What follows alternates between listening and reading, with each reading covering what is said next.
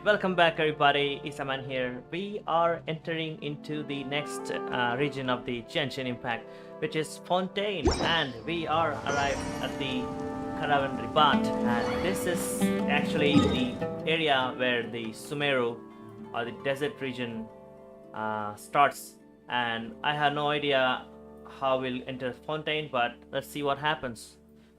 So this is the main Archon quest, I guess, the story quest. So let's go to Caravan Ribat, see what happens. Good old Caravan Ribat! Now let Paimon think. What were we up to the first time we came here? Oh, Paimon remembers! Nahida's consciousness had been trapped by the doctor, but we followed the clues she left behind to help her. So much time has already passed since then. And it seems Sumeru's changing for the better now that Nahida's in charge, right? Yes, by Nahida you mean the Sumeru's Archon god. Paimon just hopes this peace will last a long time, and then Nahida won't have any more new problems to deal with. Yeah, guess you're right. We somehow always find ourselves right in the thick of it. Who knows what will happen next? Come to think of it, maybe it's all because of you. Maybe you're just a magnet for trouble.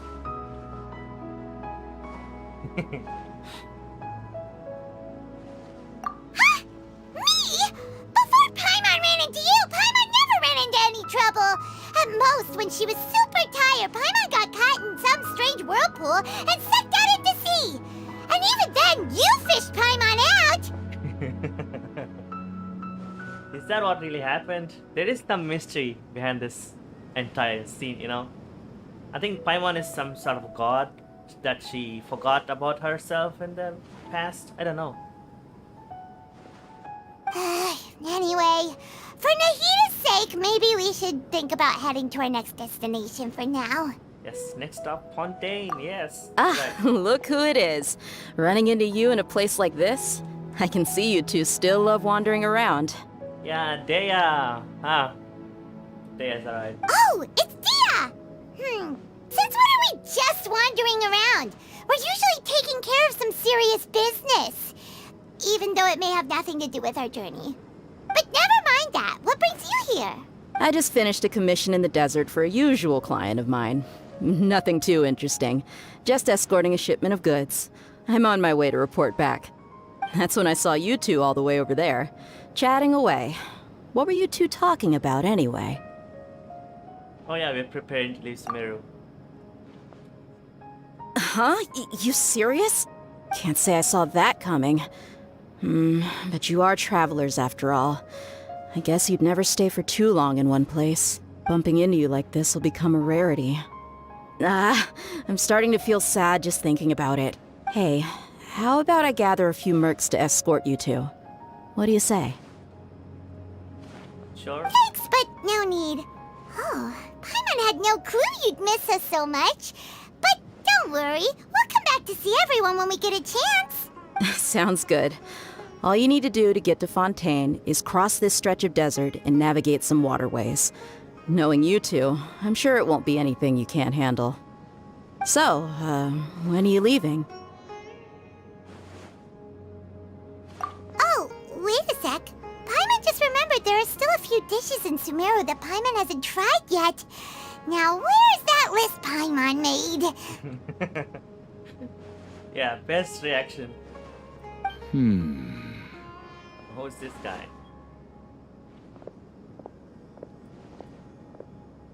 I see. Guess you won't be needing a going-away party or anything. It's sad enough to see you go like this. Though, now that I think about it, Sumeru wouldn't be what it is today without you. Seems true heroes always prefer leaving quietly. By the way, should we go say bye to Nahida? Oh, good point. Then there's no need to bother her in the real world. Then, I guess this is goodbye for now, Traveler in Paimon. Whether as a client or a friend, you're always welcome to come find me. Goodbye, Dia. Bye-bye, Sumeru.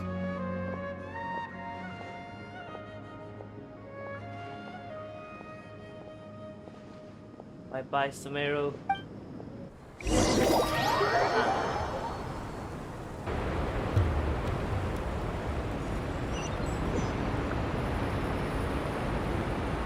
Whoa, this is the border. Wait, where is this exactly? Oh, we are here, huh? Nice. So we have approached the border. So we are actually here and we travel all the way over here. Nice. Alright, so we need to head over there. So, yes, let's go. Alright. Wait, what is that? Thought I cleared that out. Something's wrong. Don't know what is that, but I'm gonna check that out later. For now, let's focus on some Fontaine. Right. And I jump.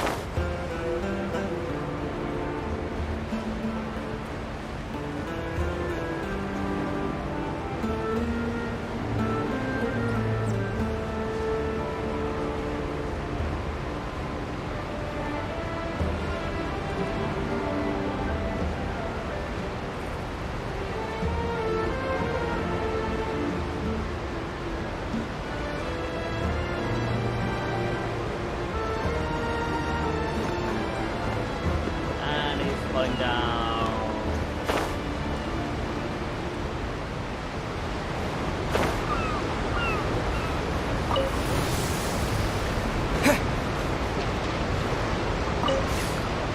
Let's go here right now.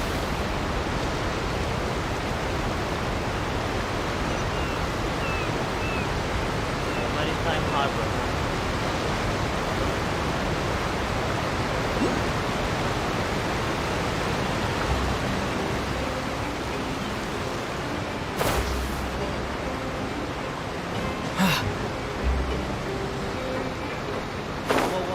Whoa.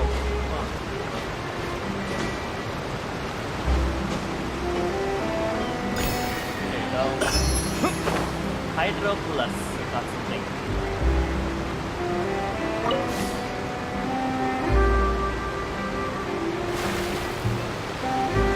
So we need to head over there.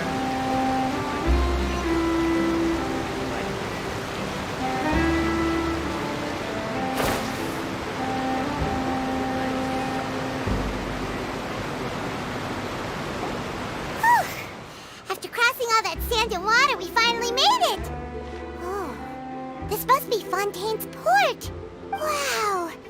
Everything looks so advanced in Fontaine! Paimon's heard that the industry here is extremely developed, and there are all kinds of unusual machines! Just seeing the sights as a tourist is nice, but maybe it would be better if we found something to do! What do you think? Huh, who's that behind? Good idea! Nahida gave us loads of useful information. Seeking out the Seven is probably still our best source for information at this point.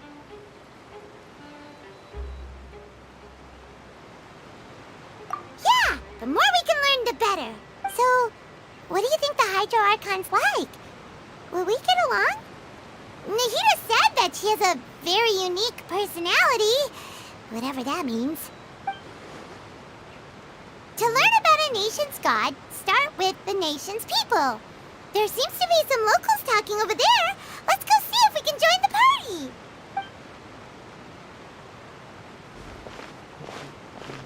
party. If you ask me, it's a tragedy how things ended for him. Clearly, he was a pretty decent person. Yeah, I didn't expect that kind of ending for him. I thought he would at least fight on a little longer for his family. What's a nave bed? What's a nave bed? Like, what is a nave bed? I was expecting a sudden plot twist, but it's a pity that it never happened. Still, his story is quite the tearjerker.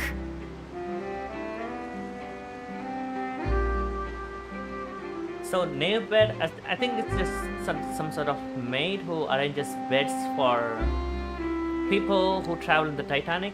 I don't know. Excuse me. Can I help you too? I couldn't help but notice you standing here listening.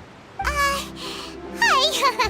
We're travelers new to Fontaine, and we had something we wanted to ask, but you seemed to be really busy talking about some kind of play, so we didn't want to interrupt. Play? Oh, no. We're talking about something that really happened. In fact, it's a case that was just heard a few days ago. Really? Like, a real trial? But the way you were talking about it and the words you used just now made it sound like some kind of story. Well, good tales are often based on true stories, aren't they? And what you see in reality may also be someone deliberately putting on an act while harboring ulterior motives. Whether something is true or not simply isn't that important. The main thing is whether the story being acted out on the stage is splendid enough. Oh, but it looks like you're not from around here. You probably don't know that the Fontaine Court of Justice is called the Opera Epiclese, or more commonly known as just the Opera House. But, shouldn't court cases be treated a little more seriously than that? Not to question Fontaine's way of doing things. It's just that putting someone on trial is usually a very serious thing. No worries. Other visitors to Fontaine have wondered the same thing. You could say that we just don't want to waste the moving stories behind those cases. And as for your worries about whether the cases are treated with due reverence, we have the absolutely just and honorable Chief Justice Neuvillette, as well as the Oratrice Mécanique d'Analyse Cardinal, a machine created by the Archon. Between the machine and the Chief Justice, false charges and injustice are a thing of the past now.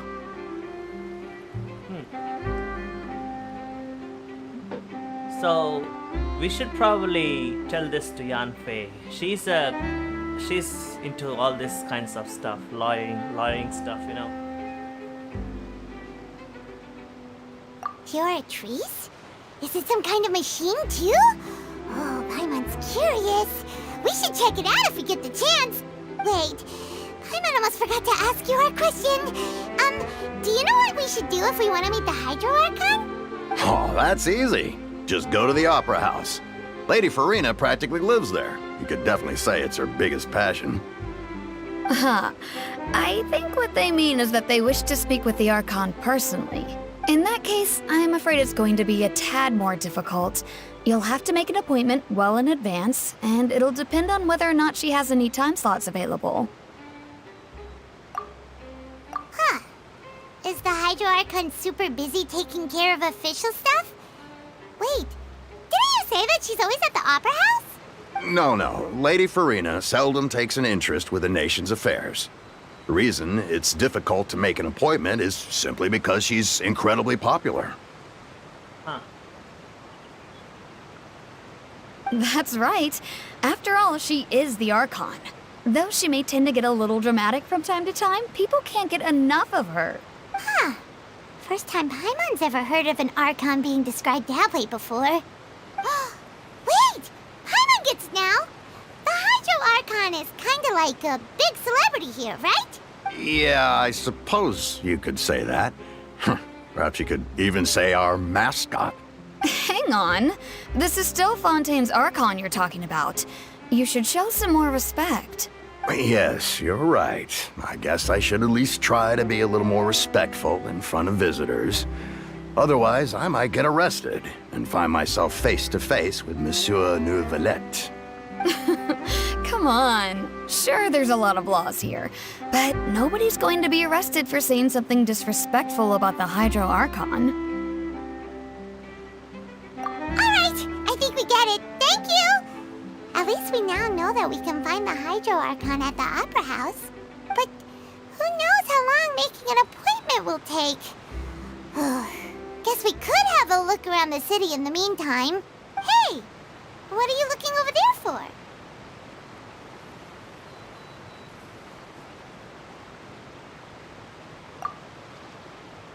Huh.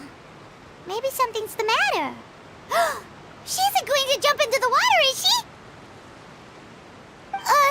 Maybe we better go check on her. Oh, this girl.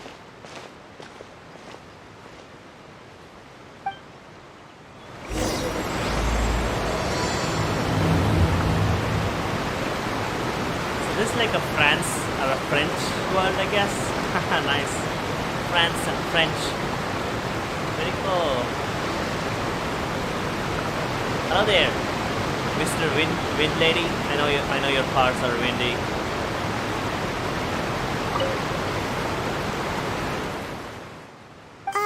Hello there. Excuse me. Are you alright? Huh? I'm fine. Thanks. Oh, okay then. We just noticed that you seem to be worried about something. About many things, actually. But there's nothing I can do but just keep my troubles to myself. I was just reminiscing about a place my brother and I would play when we were kids. It was just atop that hill over there. See? You're pointing at the sea. Wait, are you saying that you and your brother lived in the water? No, people call the waters around Fontaine a sea. It's actually just an inland lake that's filled with fresh water. And no, I can still see that hill clearly in my memories. Now, it's been completely submerged. He would skip and jump, tossing sand in the wind. The sun shone brightly, and the air was filled with the scent of the sea. But now, the water is gradually swallowing our memories. It won't be long before it swallows us. Sorry. Paimon doesn't really get what you mean. I don't believe we've had the pleasure of meeting. Are you Lynette's new friends? Oh, and you are? Thanks for looking after my sister. She often comes here to reminisce about our childhood, that's all. There's no need for any concern. Allow me to introduce myself. I'm Linny, and this is my sister Lynette. If I had to guess, I'd say you must be travelers from abroad. Linny and Lynette. Nice to Nice meet name. you. Paimon is Paimon, and this is the Traveler. We just arrived in Fontaine. We were just talking with your sister. Even though we didn't really get what she was saying. I see. It's unusual for Lynette to be so willing to talk with anyone. In fact, she seldom speaks at all. I'm usually the only one she ever talks to. Oh, really? Then you two are just like us. Paimon's always the one talking for some reason.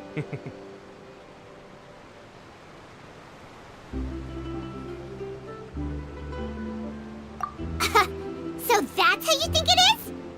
I also think my brother can be too talkative at times.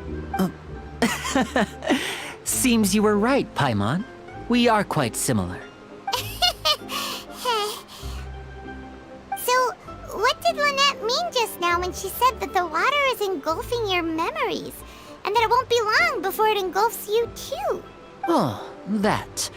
It's from a prophecy that's been circulating in Fontaine for some time now. Well, I suppose prophecy isn't exactly the right word, because that implies a certain amount of uncertainty. There's no doubt about what's happening in Fontaine now. Where to begin?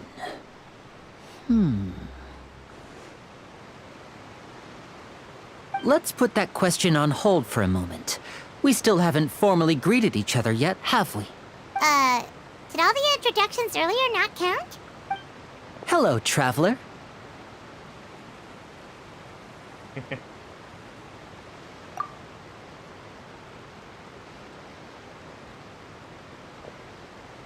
And hello, Paimon. Hey! Why didn't Paimon get a handshake? You're not poking fun at Paimon, are you? Please, don't take offense. Just consider it a sort of etiquette we have here in Fontaine when making new friends. You should remember it. It might prove useful. Oh, all right then. Well, Paimon's just happy to have a local friend now. By the way, we were just getting ready to go to the Opera House to meet the Hydro Archon. Would you be able to show us the way? So you're going to see Lady Farina? No problem at all. In fact, I was planning to go to the Opera House later myself. I'll gladly take you once I finish things here. Please, follow me. Right. Lady Serena. That's the name.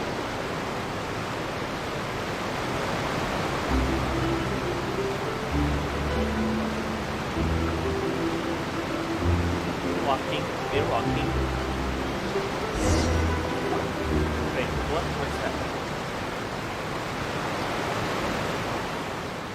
You said you were going to see Lady Farina? Well, it seems Lady Farina has come to see you. Whoa.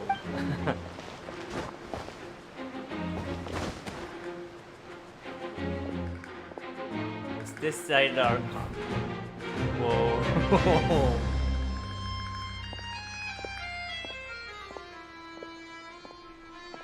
She's majestic.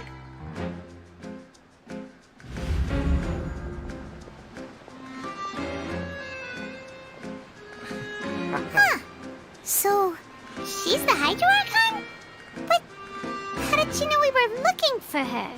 My dear people, rich and poor, those with cup in hand and those with nothing at all, raise your glasses in celebration. If you don't have one, then just raise your hand in lieu.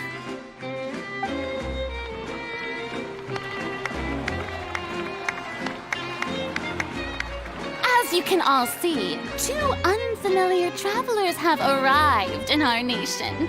Come, let us make a toast in honor of this traveler and his companion who have journeyed here from distant lands. How did she know?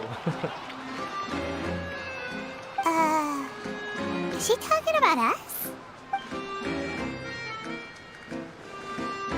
I've long heard of the turmoil and chaos you've left in your wake as you visited other nations.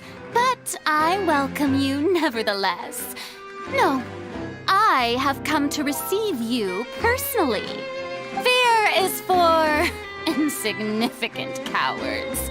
I am a god, and I will never entertain the notion of such meaningless wariness. You can be rest assured, I see clearly your sincerity. Now I understand when Nadia told about her personality. Of course, seeking an audience with me is the most sensible thing to do. It will allow you to truly behold my power and witness my authority. Intelligent people always gather under the correct banner. I, Thosalor, hereby welcome you to the nation of Hydro and acknowledge the value and significance of your trip. Now, you may rejoice in this.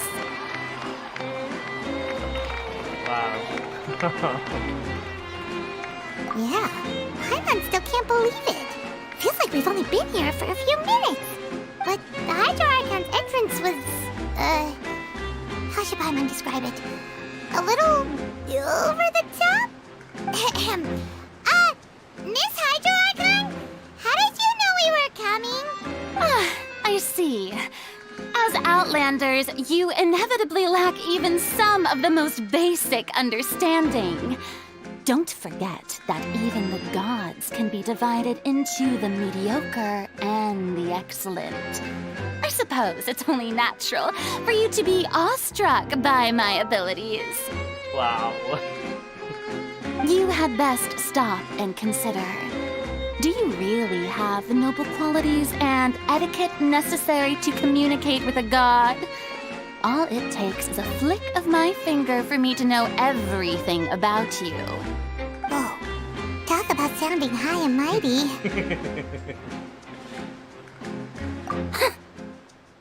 Oh? What's with these looks? Perhaps the welcoming ceremony still isn't enough? What else should I say then? Is she waiting for us to start talking? Wow, I didn't expect to see Lady Farina here. What a surprise! Wait, does this mean they're the legendary blonde traveler? How did I not notice before? Hey, what's all the commotion? Oh, is that Lady Farina? Is there some kind of drama going on? Of course. That's the blonde traveler. The one all those stories are about. Lady Farina came here to personally see him. Oh, I bet this is going to be the duel of the century. Who said anything about a duel? Ooh, I've got to see this. I knew Lady Farina would never disappoint.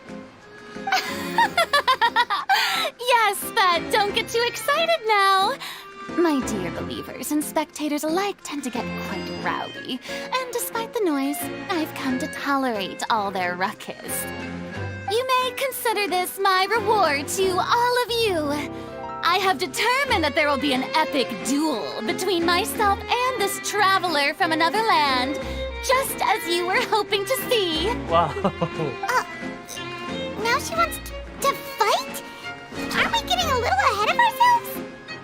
Whoa.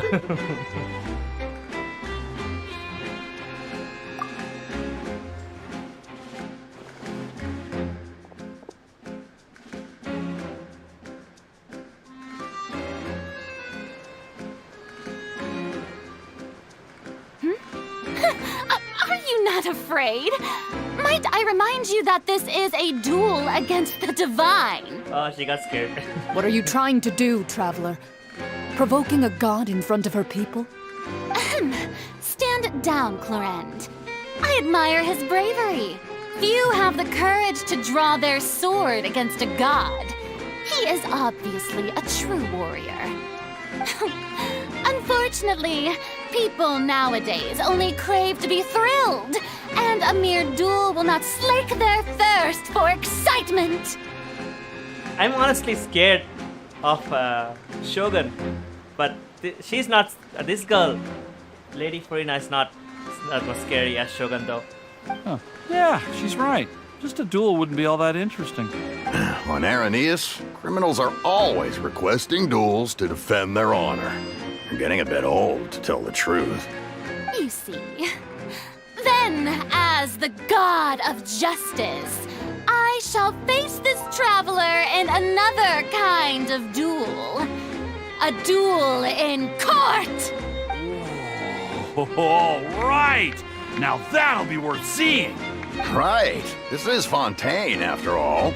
Such a grand opera house, it would be a pity not to use it. Why do you care so much about the crowd's reactions? Seems you've spent a little too much time in the opera house. Besides, how exactly do you plan to have a duel in court? You mean you're going to put us on trial? Oh, we have reason to put you on trial. It's obvious, isn't it?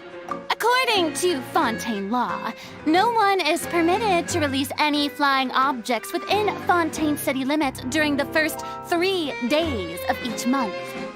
You are clearly guilty of violating this law, no? Flying objects. She's talking about Paimon. Oh, so that's what they've done wrong. That's our Lady Farina. No one knows the laws of Fontaine like she does. You call that obvious? What kind of law is that? Wait, flying object? You mean Paimon? Precisely! Now, if you two have no objections, then in the name of the Hydro Archon, I order your arrest. My apologies, Lady Farina. I don't mean to spoil the fun. But if you would allow me to interject, I don't think that Paimon here meets the definition of a flying object. You tell her, Linny! Finally someone who's not crazy. How could anyone call Paimon a flying object? Ah, great magician Linny, my beloved citizen. I'll permit you to object. But how exactly do you plan to prove your claim? As a magician who just rained on your parade, I naturally should shoulder the responsibility of saving the show. So, with such an audience gathered here, allow me to perform a trick for everyone.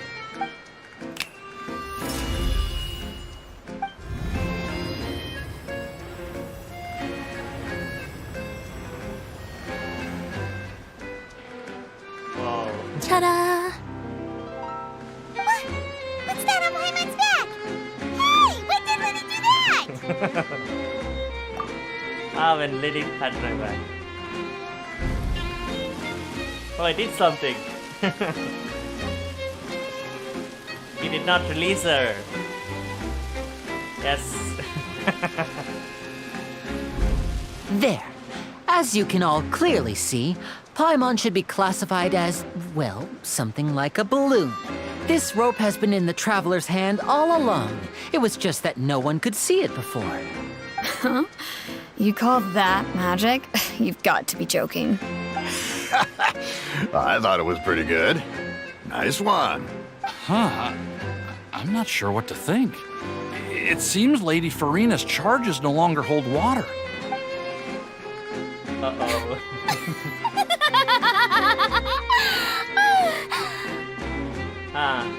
Interesting personality.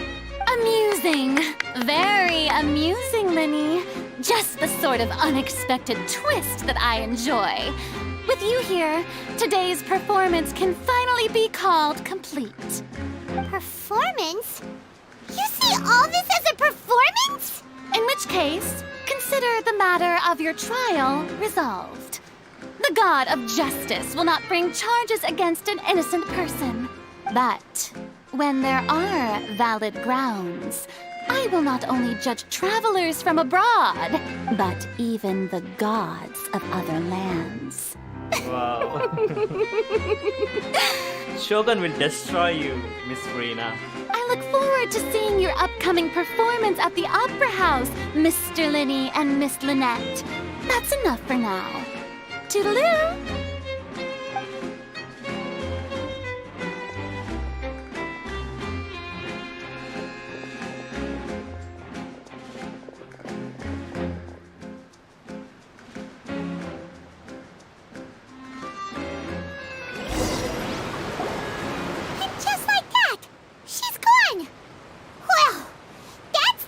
Unpredictable Archon Paimon's ever seen. You never even had a chance to ask her anything. But that's a problem for future Paimon. That whole scene just now was really... Yeah, did you know? Don't mention it. I just happened to remember that there was such a law, so I did a little preparation, just in case. I didn't think it would actually come in handy. So, now do you see what kind of god Lady Farina is? She's crazy. She can be a bit confusing at times, but she is still amenable to reason. Anyway, Paimon had no idea you were a magician, Linny. It sounded like you'll be performing at the Opera House, right? I just know a few simple tricks I use to make a living. Lynette is my assistant. It will actually be my first time performing on the most prestigious stage in Fontaine, the Opera House. But isn't the Opera House where criminal trials are held in Fontaine? When there are no public trials being held, the Opera House hosts a variety of other performances. To the people of Fontaine, the line between a trial and a performance can be a little blurred. And speaking of performances, I would be remiss to forego this opportunity gifted by fate. Might I invite the two of you to see my performance? My brother's always excited to make new friends. Oh, sure. We don't really have anything to do now, and we wanted to go to the Opera House anyway. Splendid. In that case, why don't we go together? I'll show you the way. I just have something to take care of first. You really mean it? Then I'll take you up on your offer. This is a magical item known as a magic pocket. Perhaps you can help me distribute them to the people here. Alright. Huh? What are they going to use it for? About that... You asked me before about the prophecy, right? Let me start by telling you a little more about what it entails. I'm not sure exactly when it began, but a prophecy has been circulating around Fontaine. It says that every person in Fontaine is born with sin. No matter how the nation of justice holds trial after trial, this sin cannot be absolved. Until one day, the water levels in Fontaine will rise, and the sinful people will slowly be drowned. In the end, the people will all be dissolved into the waters, and only the Hydro Archon will remain, weeping on her throne. Only then will the sins of the people of Fontaine be washed away. That sounds pretty gloomy. Why are people in Fontaine born with sin? What is that supposed to mean? There are lots of guesses. Some say that the ancestors of Fontaine stole the power of the seas and stirred its wrath. Others say that the people of Fontaine never heeded the first Hydro Archon's warnings and offended Celestia. But here in Fontaine, evidence is what matters. There hasn't been concrete evidence for any of these claims, so they can only be regarded as conjecture. If even the people in Fontaine don't know what sin they committed, wouldn't it be better just to ignore the prophecy completely? Why bother feeling guilty all the time? That's exactly what the people did at first. But in the last few years, the water levels in Fontaine have actually started rising.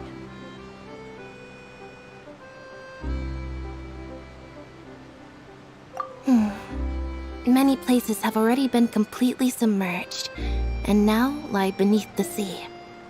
Many people carry on with their lives as before and shrug it off as a natural phenomenon. But my family and I think that the people of Fontaine shouldn't ignore the possibility, which would end up sentencing them to death. We hope that at least the people who reside near the waterfront can move away before it's too late. So, we've started distributing magic pockets to them.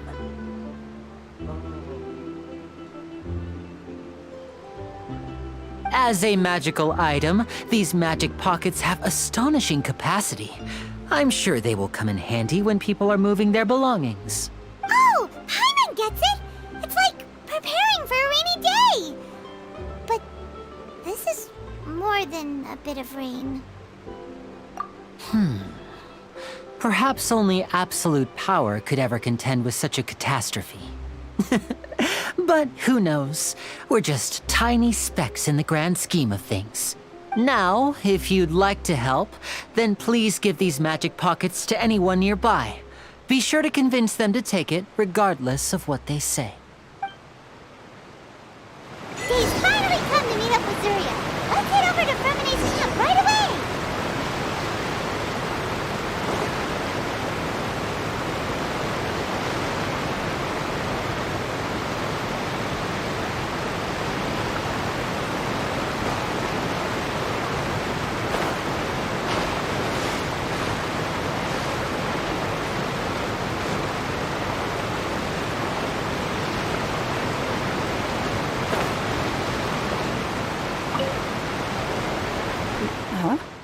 I don't want that thing.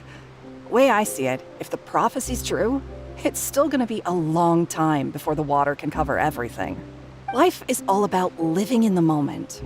What use is there in worrying about the future all the time? We'll cross that bridge when we get to it. You should still take it. You never know when it'll come in handy. Oh, all right, fine. Thanks. It's just that if I start moving, that means I've already given up on the life I have now. I'd really rather not.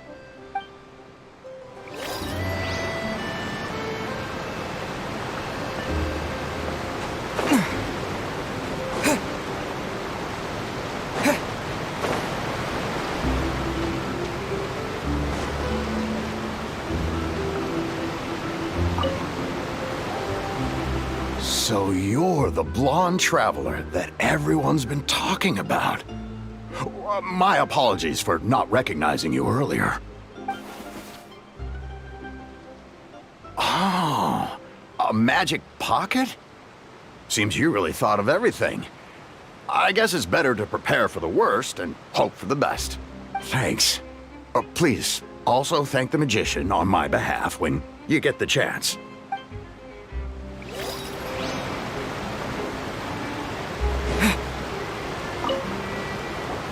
What's this? So you also believe in the prophecy. Keep it. I won't have any use for it. What? You mean you don't believe in the prophecy? No, I believe in the prophecy. But I also believe in another story. The story says that people once lived in the ocean. They were one with the ocean and couldn't live apart from it. But as time wore on, people desired to live on land and developed blood vessels, encapsulating the sea within their bodies. Thus could people set foot on land. So, if you ask me, when the water rises and takes us all, it'll be like we're going home. Oh, we hadn't heard that one before. But can't live underwater, they'll die! You should probably still take it. All right, I'll take it. I guess I just feel that being dissolved into the water doesn't necessarily mean death.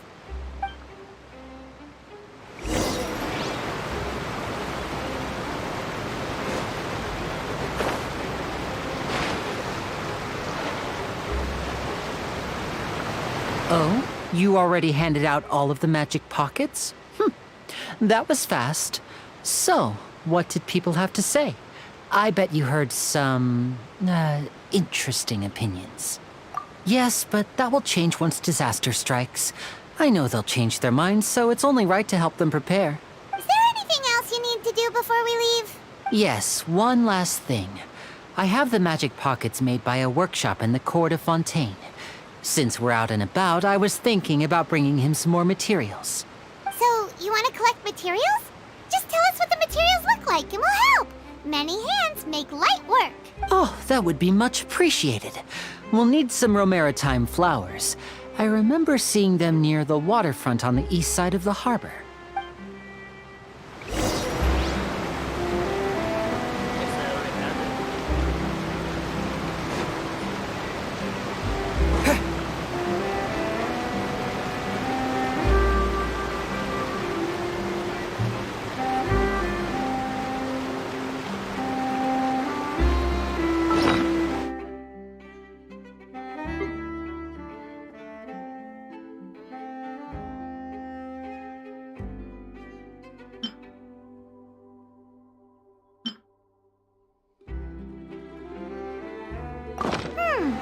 It seems we have to use hydro to collect romaritime flowers.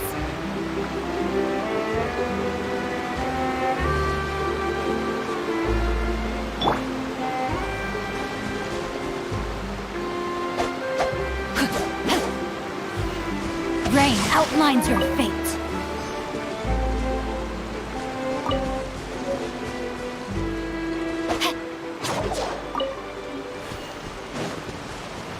Body and mind. Yeah.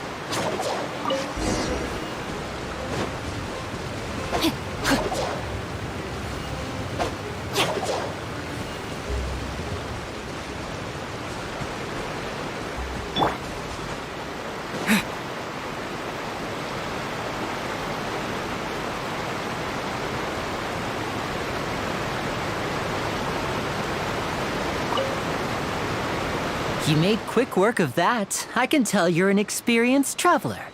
I've also finished collecting a few here. Maybe next time you'll feel like helping too, Lynette. No way. I'm in power-saving mode today. Otherwise, I fear I may not have any energy left for the performance at the Opera House. Fine. Though the performance is still a long way off. Now that we're finished here, we should get ready to head back to the court of FONTAINE. So, we're going to the court of FONTAINE before we head to the Opera House? Good. Paimon wants a tour of Fontaine's largest city and try...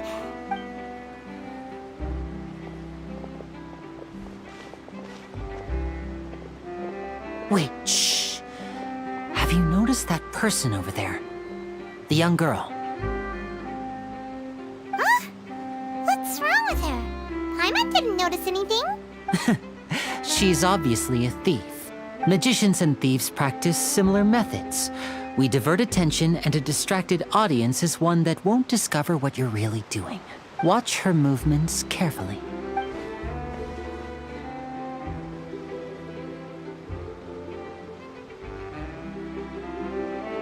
Oh, he's right! Shh, keep your voice down. We need to think of a way to catch her, but it seems she's very alert. Perhaps we should split up. You two can ride the lift over there and wait up top. I bet that'll be her escape route if she tries to run. All right, let's go. Alright, let's head to the lift.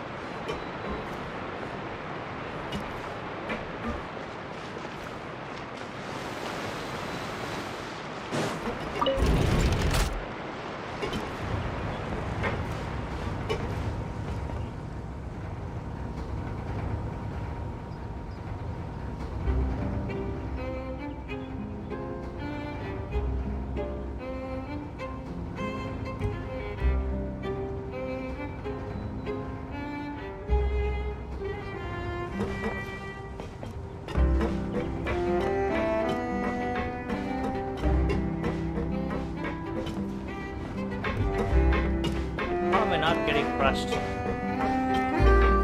Supposed to be getting crushed here. Right.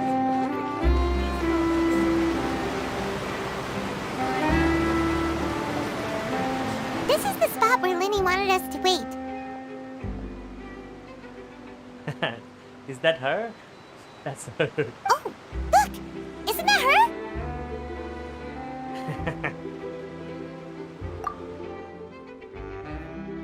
Oh no! Did she notice us? She started running the other direction! What should we do? Should we chase her?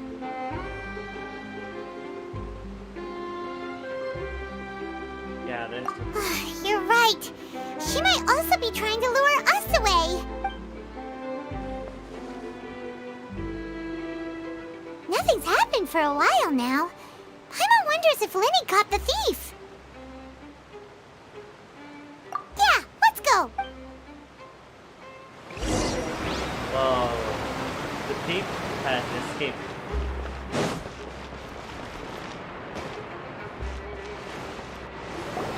Are you sure that's all she took?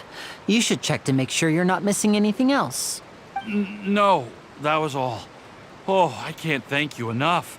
I didn't notice a thing earlier. Anyway, I should be going now. Thanks again. Oh, were you returning what the thief had stolen? That's right. Pity I wasn't able to catch her. She distracted me by dropping the thing she stole on the ground. By the time I looked back, she was already gone. I saw the general direction she went, but Linny twisted his ankle, and I needed to make sure he was okay. Oh, did you get hurt, Linny? I'll be all right. It's just a twisted ankle, that's all. In fact, it's feeling better already. If you want to play at being a hero, at least try not to get hurt doing it. Imagine what would happen if you managed to derail our performance as a result. You're right, you're right. Sorry, Lynette. I have to admit that the thief was even more skilled than I had anticipated. But at least we were able to get the stolen items back, so it wasn't a complete failure. What a slippery little thief. Guess things turned out all right in the end, though. Linny's initiative paid off. All right, let's put this little detour behind us. We should go to the court of Fontaine now.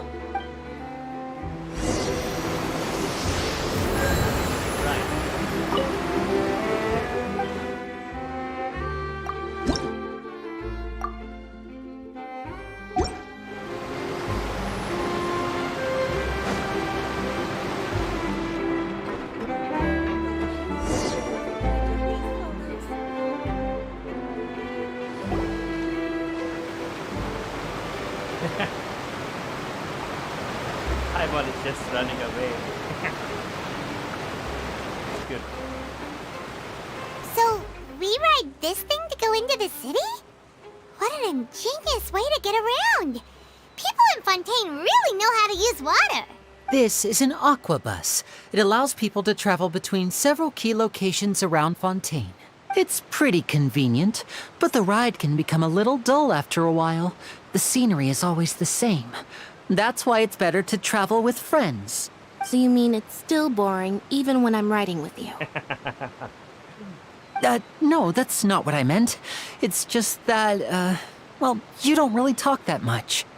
Besides, it doesn't really feel like a real trip when it's just the two of us. It's the same as being at home.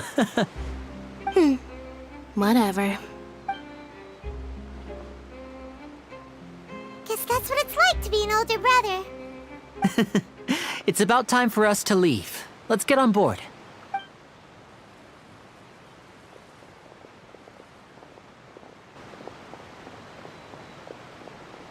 Uh-oh. Who's that? Oh, that's Charlotte. Oh, my favorite character.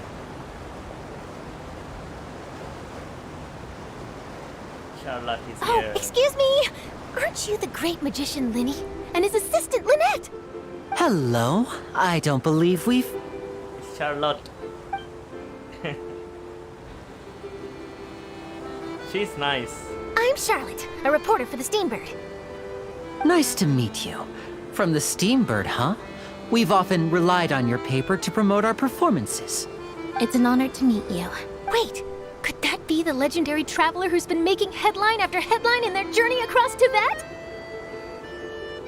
Amazing!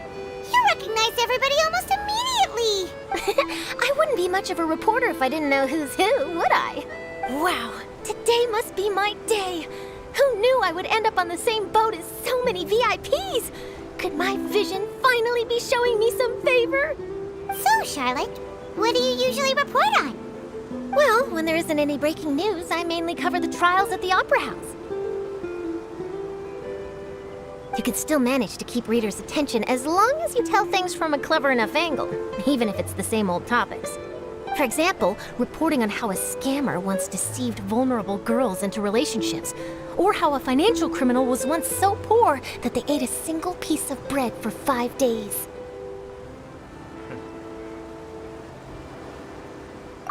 That's fine and all, but what I'm really after is exclusive, sensational news pieces that could shake the country. These smaller stories are a waste of my talents. Oh, I just remembered. I've been following a case lately. Well, a series of cases, actually. You mean the serial disappearances of young women case? That's right. These stories are the talk of the town right now, and it's probably the most mysterious case we've ever seen. Wow, women kidnapping. You in this game?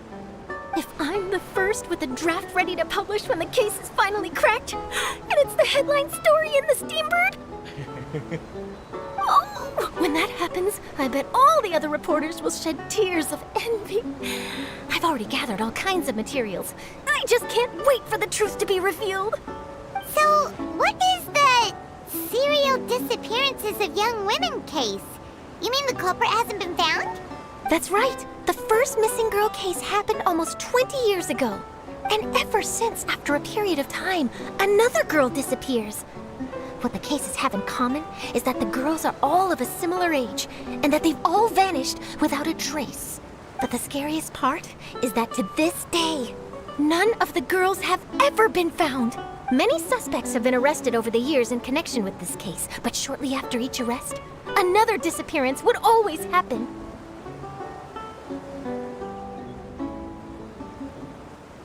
Yes, it's possible. But either way, I believe that every case has some precise truth behind it, waiting to be exposed. Yes, I agree. And at the very least, the family of those missing girls deserves some sort of explanation. I just imagined for a second what I would do if Lynette were to suddenly disappear. I'd pay any price to get her back, and then find a way to track down the culprit. Please don't imagine that, Lenny.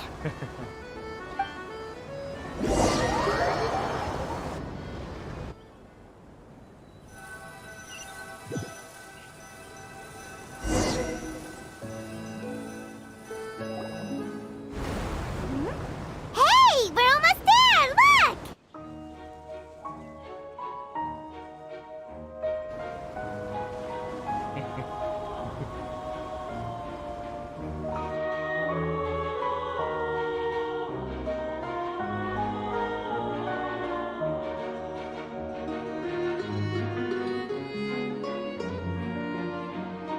It's so good.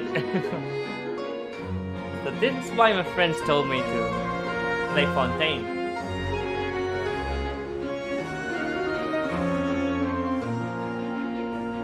This is so amazing, honestly. Wow, look at that.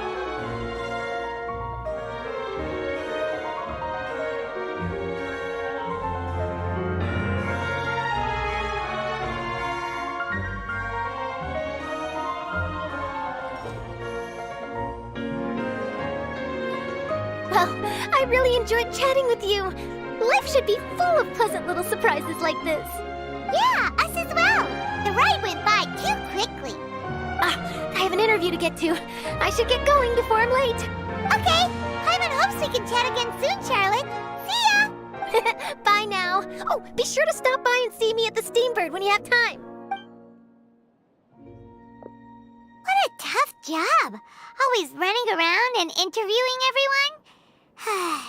Well, where should we go now? If you don't mind, how about we stop by my home first? Besides, I still have all the materials we collected. Sure, we wouldn't mind at all. This city is so huge, Paimon wouldn't know where to start anyway.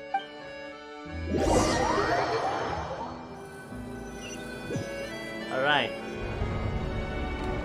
So far, so good.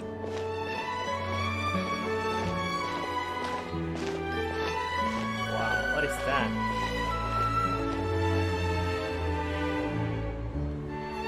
Nice city. It is beautiful though.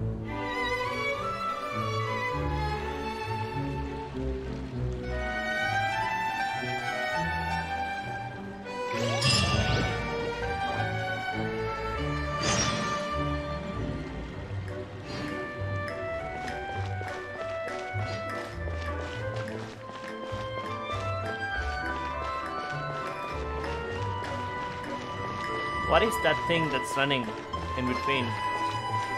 Fine, if you can't afford it, then There's just give me the a viewpoint. Court of Dew and Springs.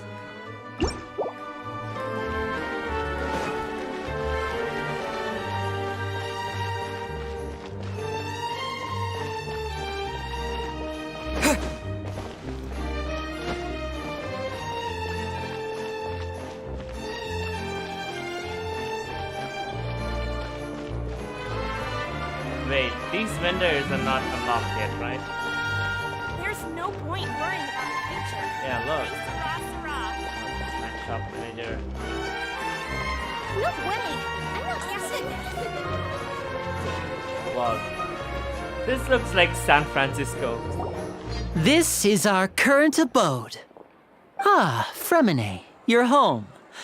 Where did everyone else go? I have some new friends that I would like to introduce. Oh, they all just went out a moment ago.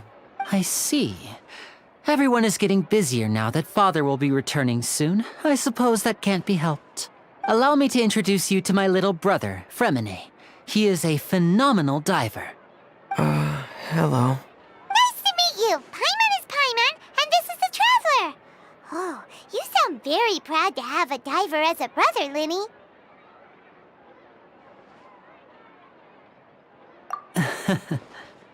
Linny, could you come here for a moment?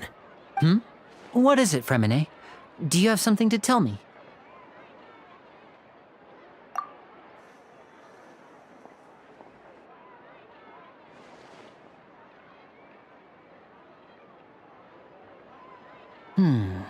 Okay, I see.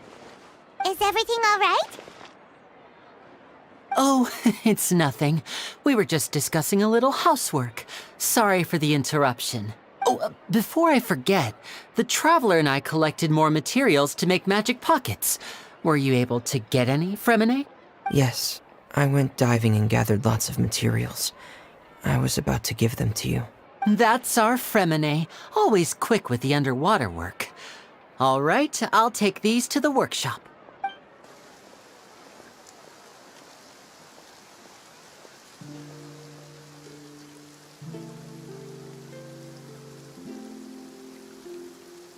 Why is he running? Oh, for the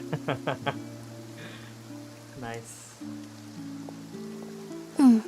Looks like rain. Oh, you're right. But wasn't it clear and sunny just a moment ago? Fontaine's weather sure is weird. I'm afraid that's just how it is here. It often rains on days where there are trials being held in the Opera House, but don't worry, it'll clear up soon enough. What's wrong, Fremine? There's a legend about the rain that I tend to believe. It's said that a dragon of water once resided in Fontaine. Though we don't know where the dragon went, every time it weeps, the skies will cloud up and pour out rain. When I was a child, my mother told me that if I wanted to go outside and play, I should yell toward the sky at the top of my lungs. Hydro Dragon! Hydro Dragon! Don't cry!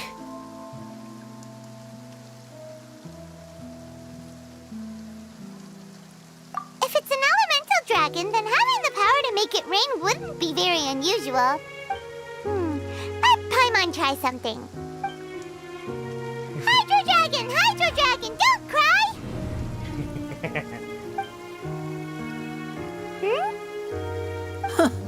Doesn't seem to be of any use.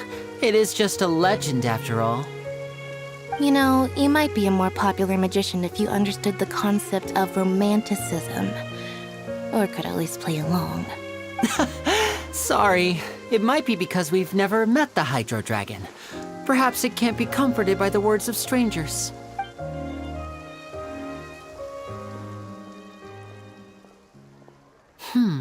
It rained for longer than I suspected. Oh, it's already getting late. Was there something you needed to do, Linny? Yeah, some preparations for the show at the Opera House. I need to find a way to catch the last aqua bus of the day. On the day of the performance, just ride the aqua bus to the island of Araneus. I'll have Lynette meet you at the fountain in front of the Opera House.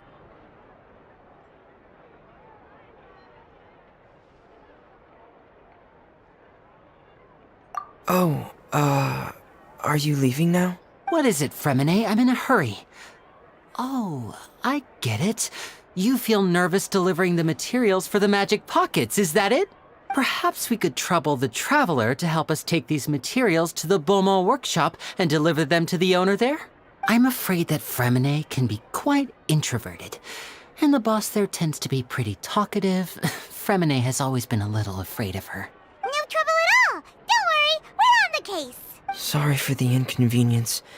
I'm quite useless when it comes to such tasks. I'll think of a way to make it up to you. Oh, no need. This will be a walk in the park for us. Magic pocket materials. Okay. Wait, there is the food shop. Let's try what's there. Alright. It's a French restaurant. Wow. Got some recipe.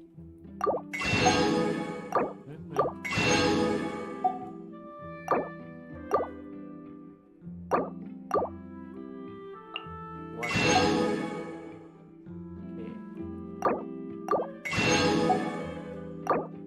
Okay.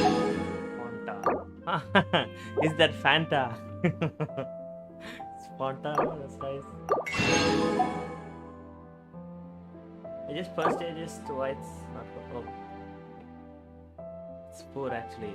How many star? 2 star, okay. No problem, can do this. And this is for 2 star material. Okay, let's do this. So 3 star shield, coffee beans, okay. Spice, coffee beans. Alright. This octopus is sleeping.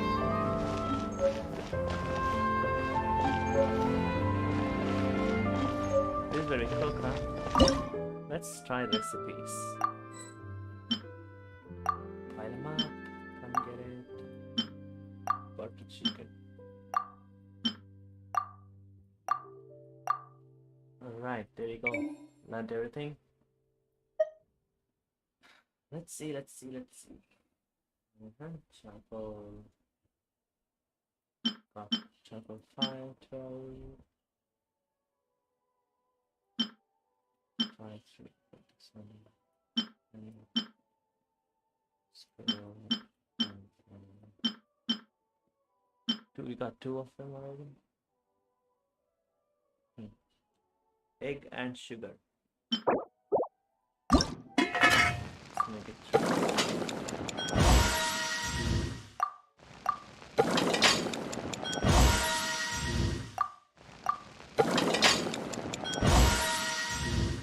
Okay, now we got 5 of them. 0.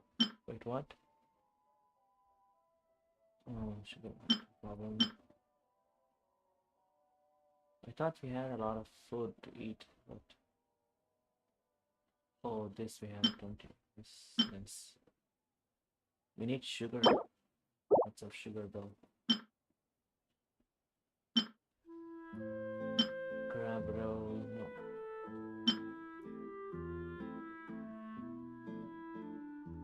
Huh. The rest of them was like something else, not like egg booster. This. Right.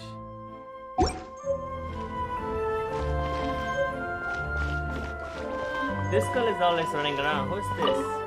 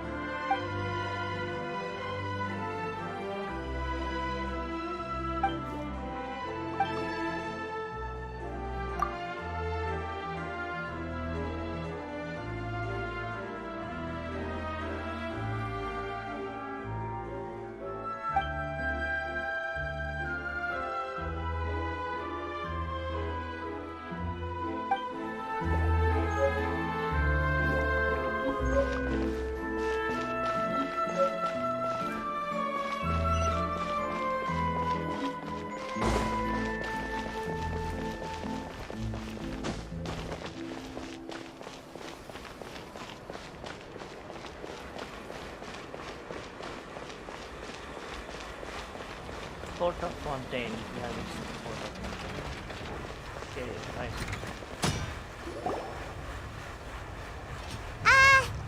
Hello? Is there anyone here? Oh, hello there. New customers? Looking to buy, or do you need something made? Or perhaps you're just looking for a chat with me. Oh no, we're just here to deliver some materials. Here they are. They're for making... what were they called again? Ah, these must be for magic pockets. I could tell right away. I've already made several orders worth now. No need. They've already prepaid several batches worth. When they told me what they'd be using them for, I even offered them a discount. But they insisted on paying the full amount, saying that I had a business to run. It seems both their hearts and their pockets are made of gold. Whoa. So, is Linny actually loaded? I can't say for sure, but who knows? Maybe there's good money to be made being a magician in Fontaine. Hey! Is this machine what you use to make stuff here? It looks really advanced. Why use your hands when a machine can do the work? It would be a waste not to use the latest technology, and wasting is a kind of crime. But where does a big machine like that get its power from? Well, it's a little complicated. I'm not sure I can put it in layman's terms for you. But basically, everything we usually use here in the city is powered by indemnitium. It's a type of energy that's produced from trials. Huh? How can trials produce energy? Well, I'm not completely sure of all the details myself, but basically, when a trial is in session, the Oratrice Mécanique d'Analyse Cardinale harvests people's belief in justice and converts it into energy to be used all around Fontaine. So that's what its other function is? Paimon heard that the Oratrice was created by the Archon to make judgments, but Paimon still doesn't get it. How could something unreliable like people's beliefs be turned into a stable power source for these machines?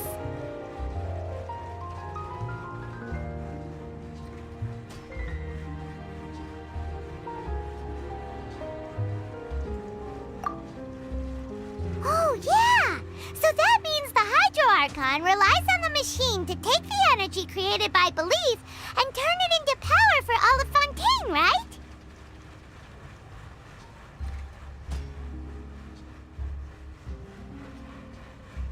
Even though I've never heard anyone really put it that way before, it sounds like it makes sense. Besides indemnitium, we have another type of energy called pneumosia. It isn't produced by the power of the Archon, but it is unstable by nature. Even now, it still cannot be widely used by civilians. I thought I'd find you hard at work, but here you are chatting the day away. Since you're already talking, I'm sure you wouldn't mind a few words with me. You again? Didn't I already promise you that I'd have the more I owe to Confrérie of Cabriere by next month? Why are you hounding me now? Yeah, but how do we know that you won't go running off by the end of this month? I want 50% today. Wait, no, 70%. Huh? You... Seems business isn't so great for the workshop.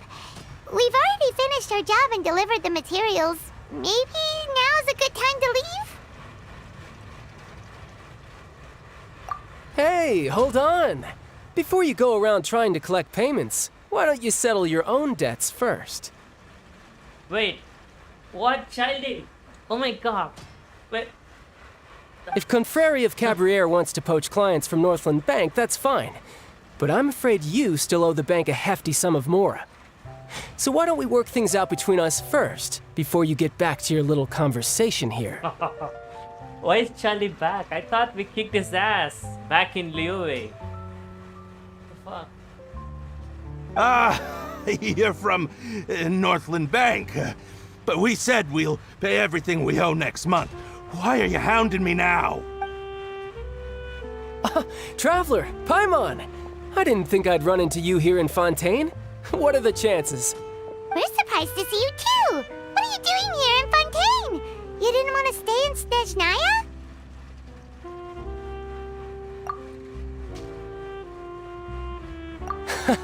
Long story short, I've already been in Fontaine for some time now, and honestly, things have been pretty boring. But it seems that fate brought our paths together today. Not only will I have some good friends here now, but ones who always seem to find trouble. Either way you look at it, it seems things are going to get a lot more interesting now. Pretty sure we'd want to avoid anything that you'd find interesting. Besides, our trip here has gone pretty well so far. Right, Traveler?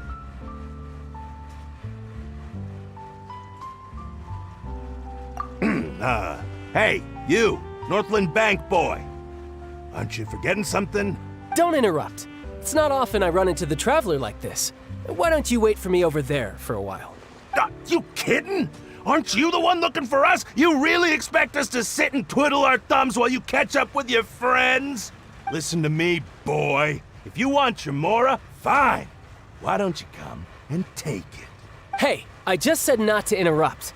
Oh, by the way, Traveler, the last time I took Tonya and Tusser ice fishing, Tusser said... Hey! That's way over the line! All right, boys! Let's see who has to pay up now!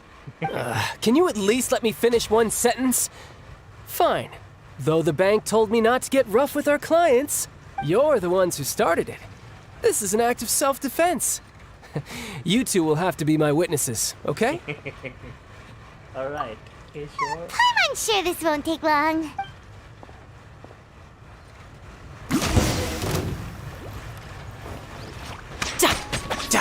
Yeah! You're mine! Yeah!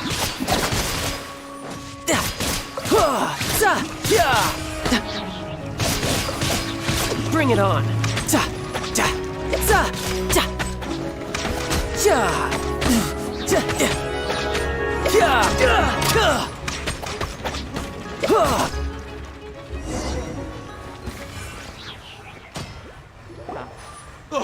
What's your deal, Brad? How are you so strong if you're just a staffer from Snezhnaya's Northland Bank? Wait, don't tell me you're... Oh, now you notice. It's a little late, don't you think? Just make sure you understand that you don't mess with Northland Bank. Got it?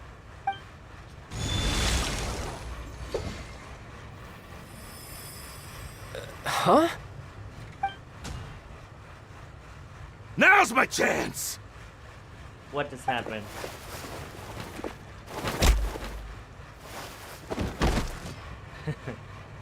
Huh. That was weird.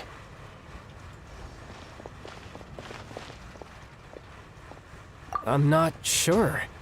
It's as if I suddenly lost control of my hydro powers when I needed them. Maybe there's something wrong with my vision? Strange. How could that happen? First time Paimon's ever heard of someone losing control of their vision. Never mind. It doesn't matter. If I want to stay sharp, I shouldn't be relying too much on my vision anyway. Besides, I always have my delusion in case I need it. Oh no, delusion. It takes away your age. The fuck? So what are you doing in Fontaine, child? I don't see its work for Northland Bank. Well, I guess it's because I've been in a bad mood lately. Huh? What kind of reason is that? Wait, since when do you feel down about anything? I don't know. Maybe I still have a lot to learn about myself. But recently, there seems to be some sort of restless power stirring inside of me. And I don't know why, but every now and then I feel like I'm in a terrible mood. Maybe you losing control of your vision just now is connected with that power you're feeling inside. That is a possibility. I can't remember if I ever mentioned it before, but when I was 14, I fell into some unknown abyss. It was during that time I learned nearly all of my abilities. The one who took me under her wing and taught me was named Skirk. She was always quiet and very mysterious. Nobody knew where she came from or what she had been through, and she was always very strict when teaching me combat techniques. One time, I asked her why she was willing to take me on as an apprentice. From what I could make of her answer, it was because I had awakened it, and traces of it remained on me. She said that all my combat training would be useful in the future. So the it that child is talking about is the sinner. Yeah, the mysterious evil voice. But what is it? What did you awaken? She never explained that, but my guess is that it's related to a dream I saw when I had just fallen into that abyss. In my dream, I was in the deepest depths of the sea, and the boundless seabed was all around me. But in front of me appeared a whale that was so massive, I felt like I couldn't breathe. A whale? Oh, that sounds familiar! When we fought against you before, you summoned a huge whale that seemed to leap at us. Is that the one? That's just an abstract form of a whale that I create using my elemental powers. It takes that shape because the scene I dreamt of the whale has always been stuck in my mind. I'll never forget it. So you used the whale as inspiration for one of your moves? Huh. Seems a little twisted to Paimon. So why don't you just go ask your master? Maybe she knows the answer. You make it sound so easy. Ever since the incident I experienced there, I've never stopped searching for Master Skirk and that unknown abyss. But it's been years now, and I've still found nothing. There isn't even a trace of the place where I remember falling into the abyss. Oh, it sounds like some kind of ghost story. Yeah, I'm out of leads at this point, but there's nothing more I can do. It seems that strange encounters in this world tend to be elusive like that. Oh, seems the time really flies when I'm talking with you. I just remembered I have somewhere else I need to be, so I should get going. What? More work for the Northland Bank? No, it's more of a personal appointment. Lately, I've been sparring with some of Fontaine's official champion duelists whenever I'm feeling bored. Official champion duelists? You mean it's their job to duel? Yep.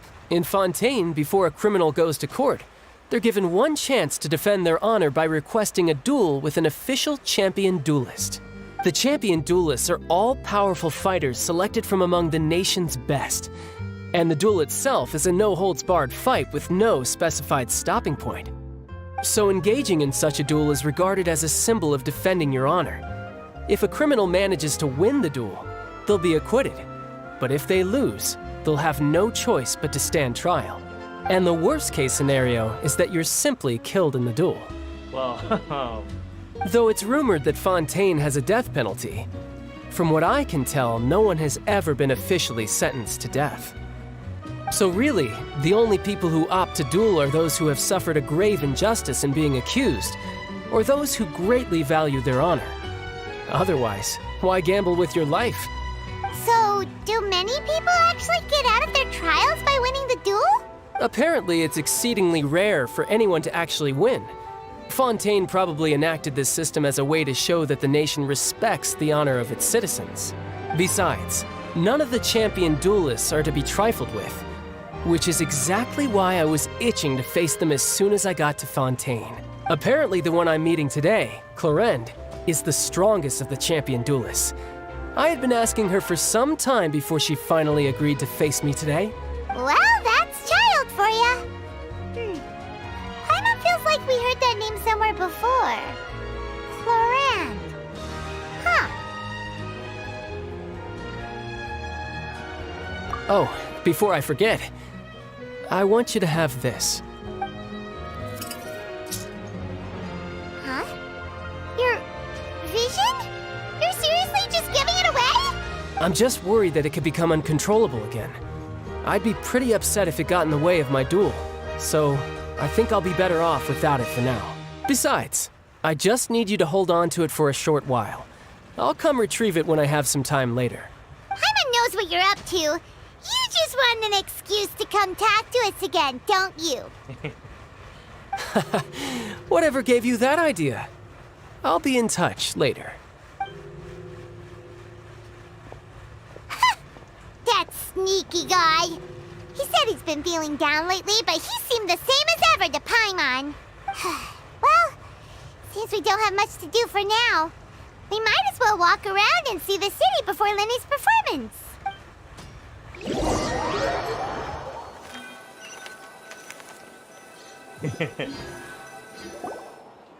Wow! Who could have seen that coming?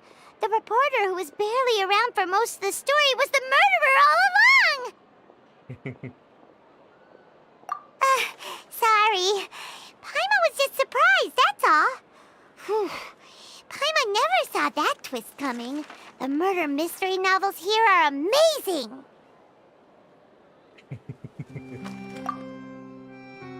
The whodunits here in Fontaine are a lot different than the light novels you see from Yai Publishing House. Both have their merits, but Paimon thinks this style of novels are more, well, novel. It's so exciting to reach the moment when the mystery is uncovered, especially in the one Paimon was just reading. You should buy a copy and read it too. Oh, sorry about that. Paimon will be more careful next time. Hey, shouldn't we be heading to the Opera House to see Lenny's performance soon? It's almost time for the show to start, so we should get going. Lenny said that the Opera House is on Aranias, so let's go ride the Aquabus!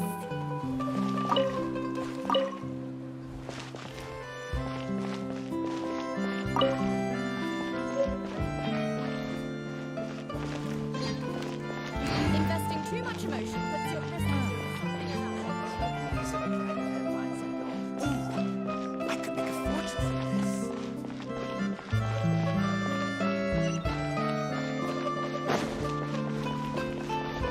There is a teleport that I have unlocked.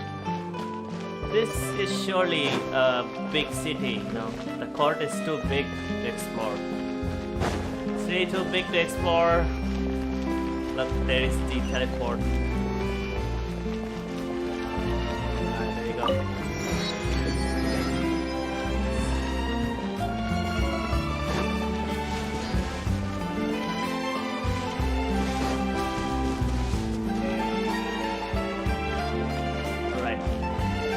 Where is the Aquabus exactly?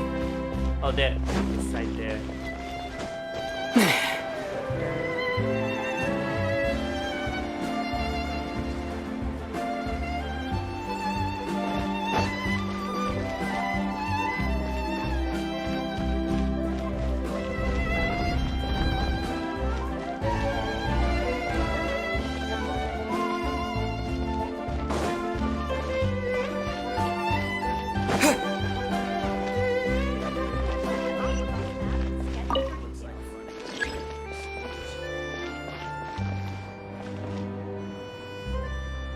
That's the lift. Nice.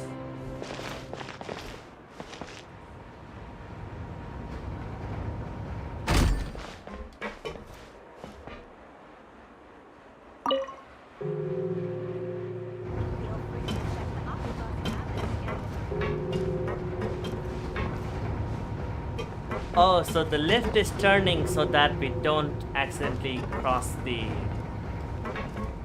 levels. It's pretty clever, I guess.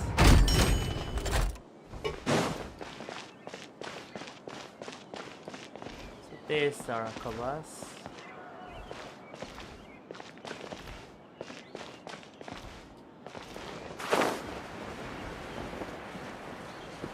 It's on level 2, huh?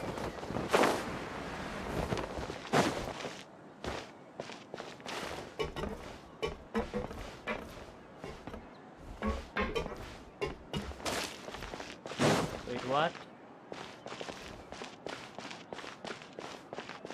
Wait, let's just go there. No. Right here. We have already unlocked it, so no problem. Just go to the story.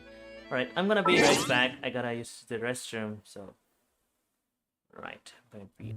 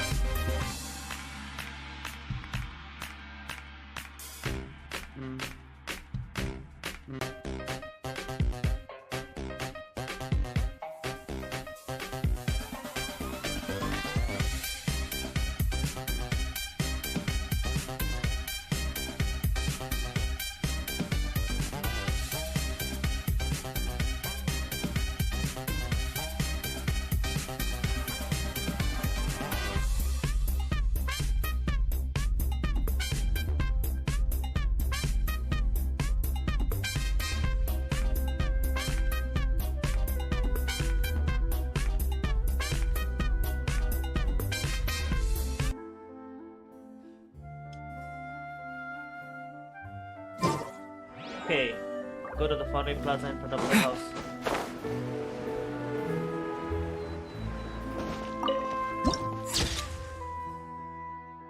Nice.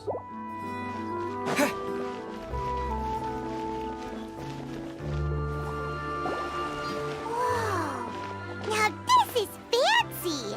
The Opera Epiclese. What a place to hold a performance! No wonder Linny and Lynette were looking forward to it. Huh. Looks like there's a lot of people standing around the fountain up ahead. Oh, Archon, please bless us with a bright and healthy child. We pray. I don't know why you always feel the need to ask so much.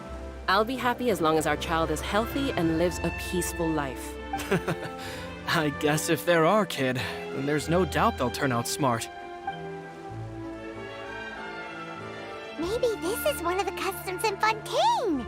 There sure are a lot of couples here. Vache.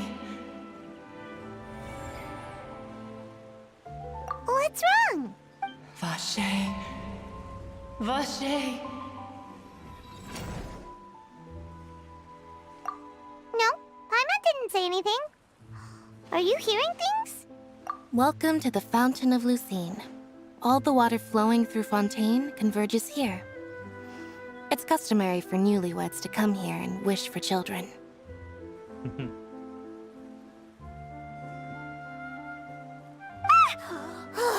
Lynette! You scared Paimon! When did you get here? Lenny asked me to wait here for you, remember?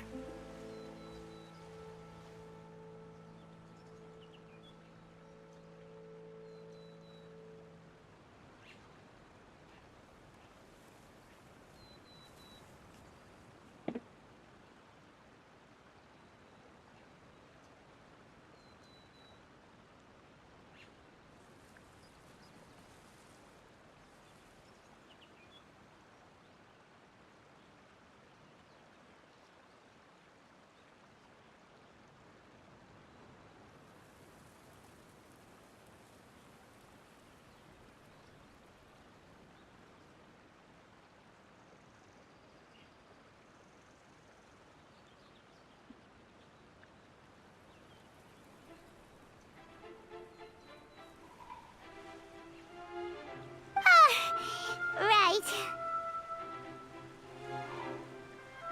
What do you mean? There are a lot of people here right now.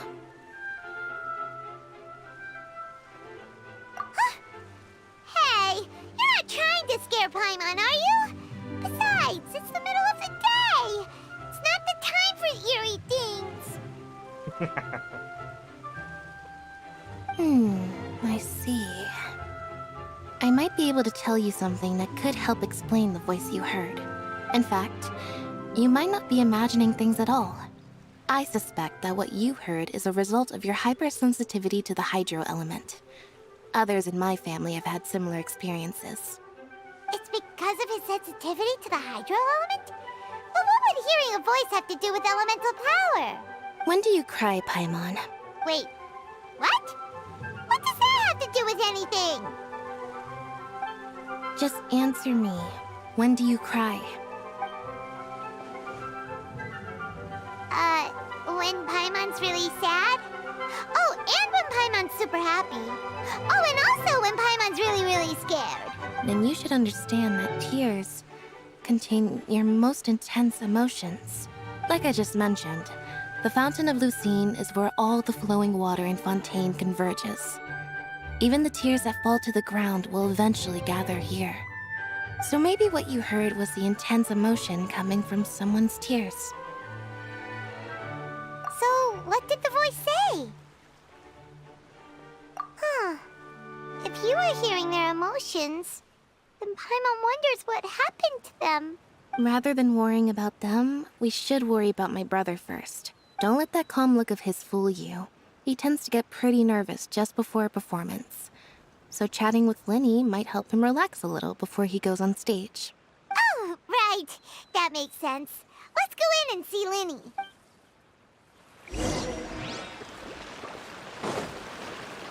Who is this Melda?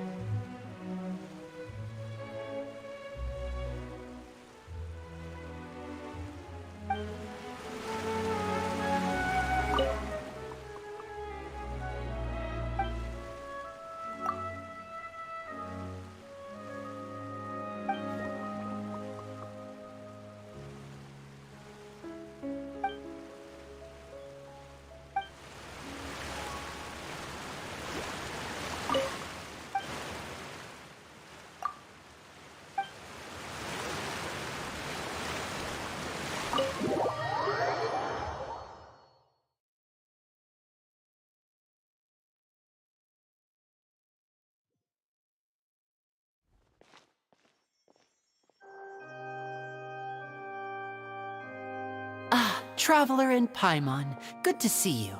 I knew you two would come. Are you kidding? We wouldn't miss it for the world. We've been looking forward to it. I can tell, judging by how early you've arrived. But you're actually right on time.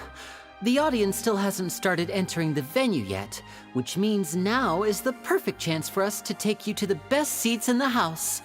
Wait just a moment. I'll fetch the tickets.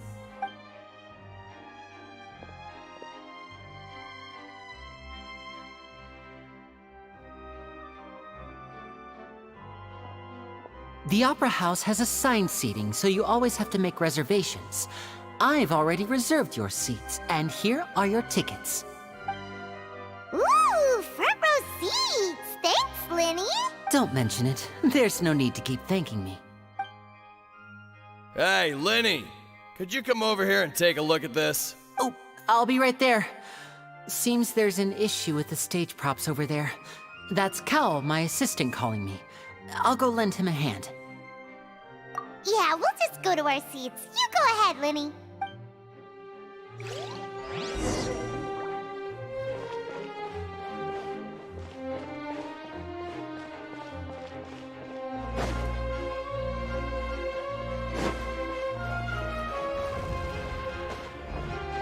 Wow.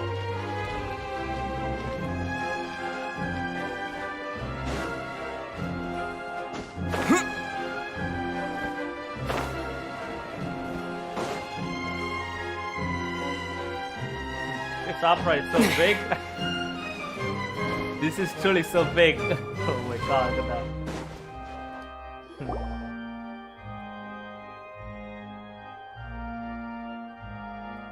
Oh, these should be our seats. Come on, let's sit down.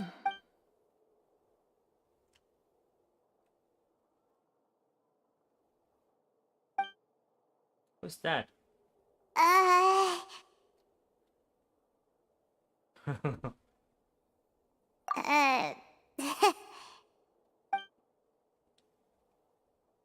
Hey, Traveler. Maybe we should strike up a conversation with the person next to us. Since we're sitting together and the rest of the place is practically empty still, it's kinda awkward if we don't say anything. Ah, you little... Of course you put this on Paimon! Excuse me, I did not realize you felt awkward. I am terribly sorry. I would be perfectly happy to chat with you if that is what you would like. Oh, so you heard all of that, did ya? Boy, you sure have good ears. Paimon thought she was keeping her voice down. Wait, that's not it. Paimon's sorry. Paimon's the one who was being rude, talking under her breath like that. So let's talk, but, what should we talk about? Oh, Paimon's got it. You're also here early and sitting in the front. Are you a friend of Linny's too? A friend, you say? Well, if Mr. Linney would like to be my friend, I would be more than happy to reciprocate. Oh, so you're not friends with Linny then? Oh, this is getting more awkward by the second. Paimon nearly forgot to make her introduction. Nice to meet you. Paimon is Paimon, and this is the Traveler. We just arrived in Fontaine. It is an honor to meet you two. I have heard of your deeds across Tevat. And as required by proper etiquette, I will also introduce myself. I am... The door will open. I guess the door will open or something will happen. Oh, Monsieur Nervillet. No. Okay. What an honor it is to have you here to see my show. So that's Nervillet. Ah, Mr. Linney. I should say it is in fact an honor for me to see your performance in person. Wait, Nervillet? Could he be... I saw you all chatting just now, but it seems you still don't know who Monsieur Nervillet is. Allow me to introduce you to Fontaine's Chief Justice. That seat is always reserved for him. It wouldn't be too much to say that he's the symbol of justice and honesty here in Fontaine. Whoa! Sorry for being so rude just now. Paimon had no idea you were such an important person. No offense taken. Being Chief Justice is merely what I do for work. Nearly every person has their usual reserved seat, so I'm not so special, really. And by the way, I should probably let you know, even though I would prefer not to, there's someone sitting up there in the VIP seats that has been striking a pose for quite a while now. Wow. I believe she is trying to give you a most elegant and impressive first impression. So I think you should take notice of her sooner rather than later. Otherwise, she may become flustered.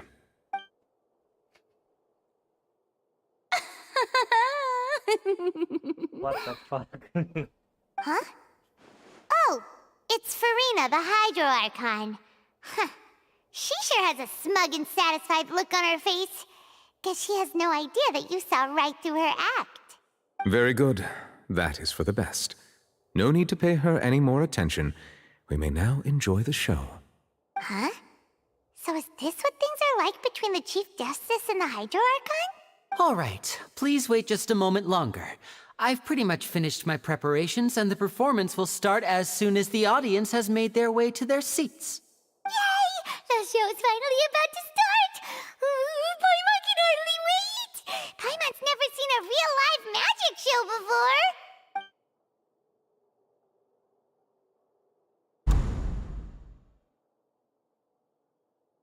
Oh! They're dimming the lights! The show must be starting!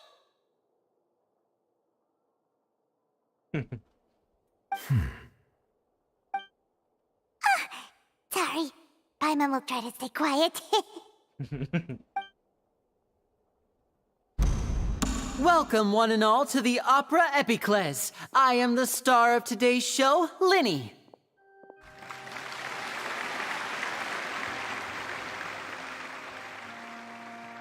And over here is my sister, Lynette, who will be working as my wonderful assistant. Please, let's give her a warm welcome. Hello, everyone.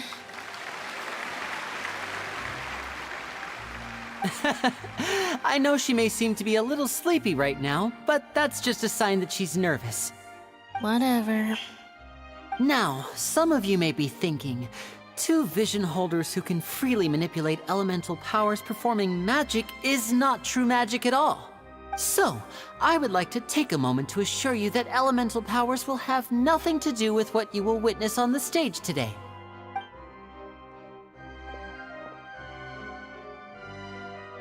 Both Lynette and myself have removed our visions for the show.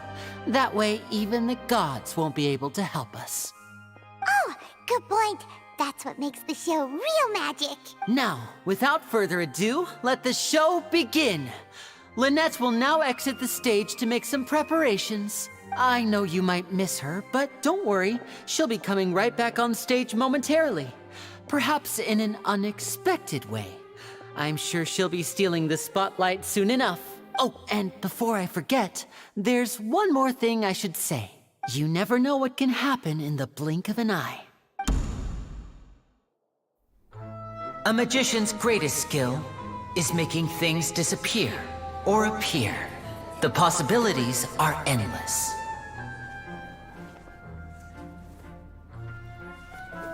Huh?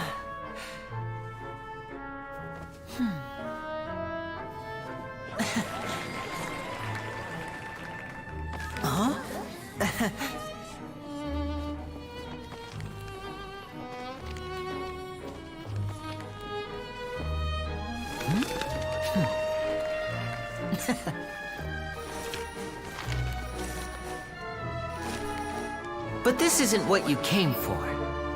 These little tricks, you've seen them all before. So it's time for something truly extraordinary, don't you think? This one's a little tricky.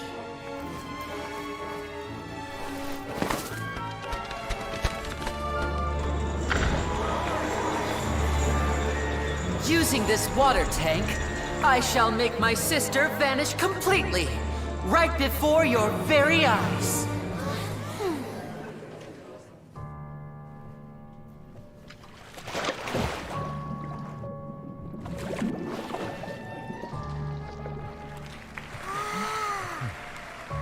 It's actually quite simple.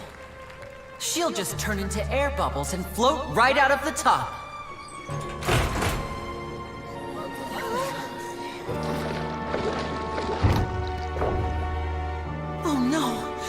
told them to check all the props carefully. With the lid on, even air can't escape. An amateur magician would be getting very nervous right around now. Luckily, it's me on stage, so let me show you what a true virtuoso can do.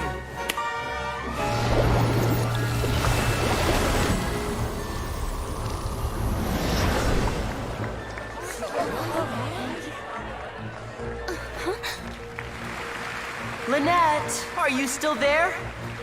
Don't go too far. We don't want to use up all our magic.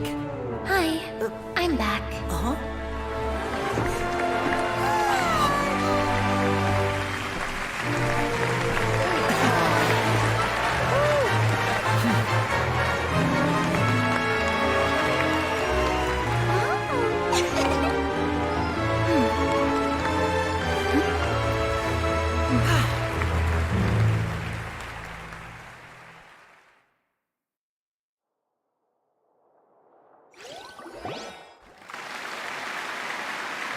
Whoa! What in the world just happened? How did he do that? Paimon didn't see him do anything! Wasn't Lynette inside the water tank? How did she disappear and then reappear out of nowhere? If we could see easily through his tricks, then that would mean that his skills are still lacking. To appreciate magic, you should focus on the show happening on stage, rather than getting caught up in trying to see that which has been intentionally hidden. Guess you're right. Paimon couldn't believe her eyes when Lynette reappeared. Amazing! Thank you everyone. I'm glad you enjoyed that performance. But our magical journey has only just begun. I've prepared even more astonishing surprises for everyone here. The magic of transformation and disappearance can go far beyond what you've just seen. I'm sure many of you are thinking that escaping the water tank was impressive enough. But Lynette is still my assistant after all. In which case, I have ample time to make all necessary preparations. So, for my next trick, I will require the participation of one lucky audience member. Please, if my assistants could bring out the magical boxes now. There are 2 boxes and only 2 boxes. One is here, and one is there in the aisle among the audience. I'm sure many of our clever audience members have already guessed our next magic trick. A swap! Our lucky audience member and I will each enter a magic box. After 1 minute, we will each emerge from the opposite box. Now please, everyone pay very close attention to the box you see here. Don't give me any chance to make a move. Wow! How's he gonna do this? Hey, do you think this is all magic tricks, or does Lenny have actual superpowers? The lucky audience member will be generated by this random number selector. It selects numbers entirely at random. Even I don't know who will be chosen to participate. Now then, let's begin.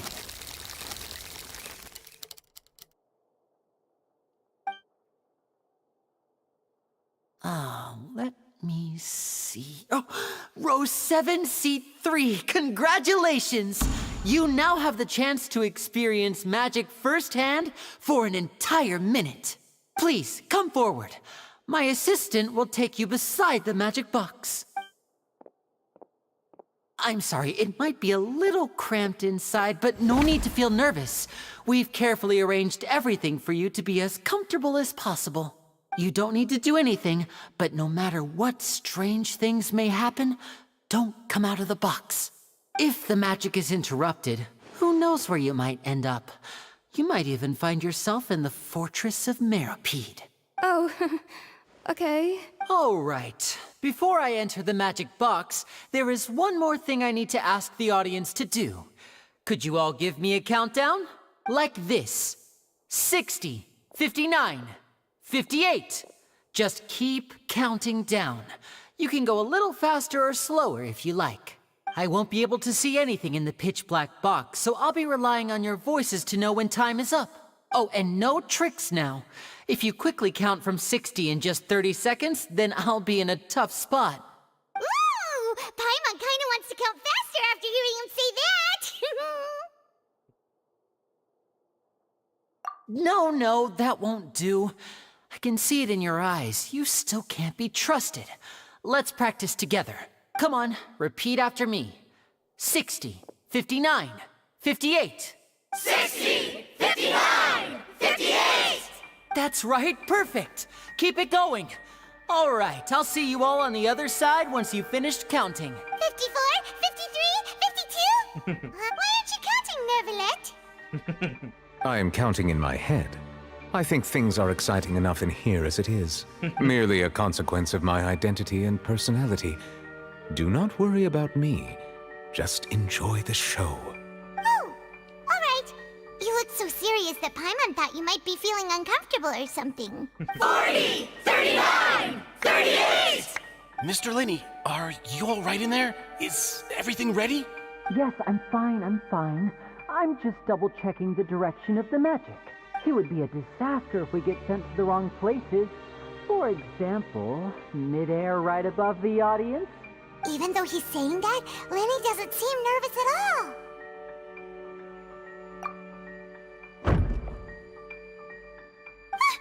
What was that noise? Did you hear it too?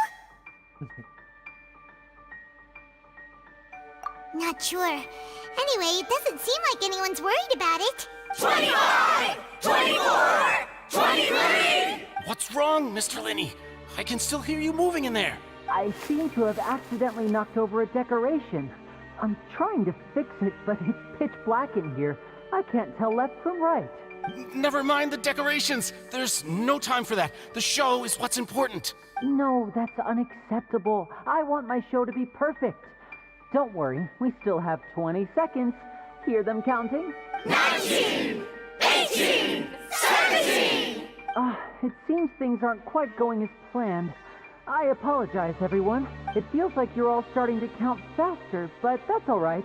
I know it can be tiring to do such a long countdown. 10 seconds and change is still plenty of time. 10! Almost there now. Whew. Swapping two people is harder work than you might think. Even a master magician like me can't guarantee I'll get it right the first time. Hey, wait! Is this the back one? I can't tell. They both look the same inside. Huh? No, that's not it. I'll try again. 7! Hey, slow down! Honestly! 5! 4! 3! Whoops! That doesn't count! 0!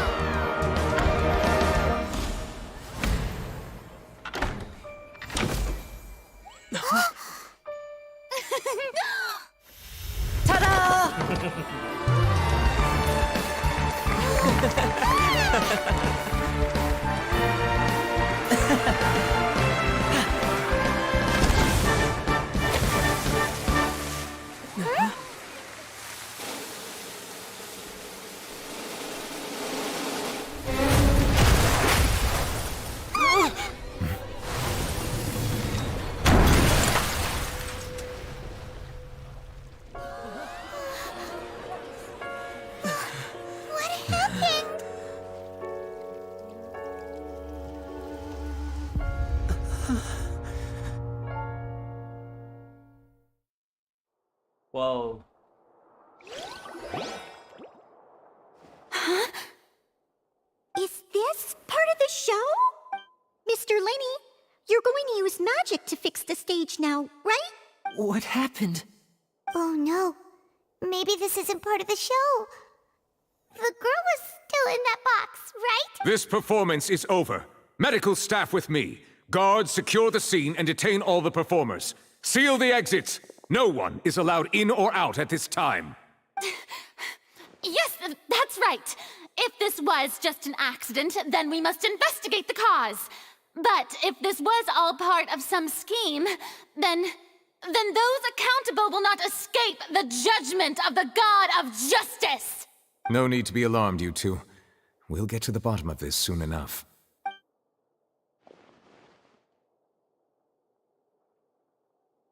Unfortunately, the person who is in the magic box has been pronounced dead. His name was Cowell, one of the assistants in Linney's magic troupe. Apparently, the fireworks on stage ignited the ropes that were suspending the water tank. which then caused the tank to fall onto the stage. As of now, we are still not sure why we found Cowl in the box, rather than the guest from the audience. And after an initial search of the area, the guards have confirmed that the girl is nowhere to be found. It appears that this incident was not merely some mishap with the performance, and there are many indications that it is connected with the case of the serial disappearances of young women. Wow! This is getting interesting. What the heck? The serial disappearances case? That's the case that Charlotte mentioned before.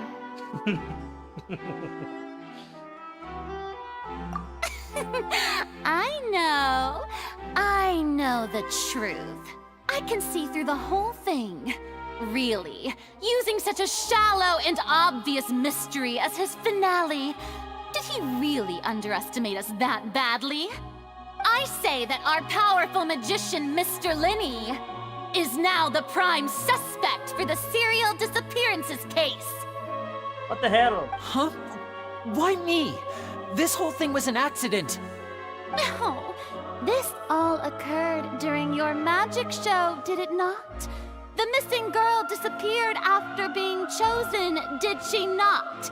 The deceased is one of your assistants, is he not? So what? Now that I think about it, that whole speech about magicians making things disappear was nothing more than a provocation, a bald-faced challenge. That can't be right. How can Linny do this? He was in the box on the stage the entire time. We can even hear his voice. Besides, before the show, he told us that he would like to catch the criminal behind the disappearances. He couldn't possibly mean catching himself. Save discussion for a later time, please. Lady Farina, may I assume that your comments just now constitute an accusation against Mr. Linney and his associates, and that you are pressing charges? I just think that I think it might be a little early to talk about formally pressing charges. But what Lady Farina said just now makes perfect sense. Looks like she's gonna personally deliver justice. A kidnapping and murder carried out under the cover of a magic show. Lady Farina said it all. I mean, of course, my dear people. But what excites me even more than the obvious truth before our eyes is the opponent I'll be facing. That's right. I mean you, Traveler. You'll support Linny, won't you? After all, he was the one who helped you the first time we met. Then there's no problem at all. You know, the Traveler and I already had a duel the first time we met. But with Linny's help, our little duel ended in a draw. But draws really are the most boring possible outcome. So, no more draws. Between the two of us, there must be a clear winner and loser. And what better place to hold such a riveting showdown and decide the true victor than here, on the grandest of stages, the Opera Epiclese. It wasn't a draw. She obviously lost last time. I understand. Charges have now been pressed, and as such, a trial is in order. Well, Traveler, seems Lady Farina has set you in her sights. But putting her dramatic rhetoric aside for a moment, I would like to ask you, are you willing to act as Mr. Linney's attorney and defend him in this case? Very well. The trial will be held a day from now in the Opera House. Both sides may investigate the scene to build their cases and search for the truth. Linney and his troupe are all potential suspects and shall remain within the Opera House. The audience may begin to leave in an orderly fashion once they have been cleared by the guards. A day isn't that long. Let's see what kind of case this big-shot Outlander can build in such a short amount of time. I'm really quite looking forward to hearing it.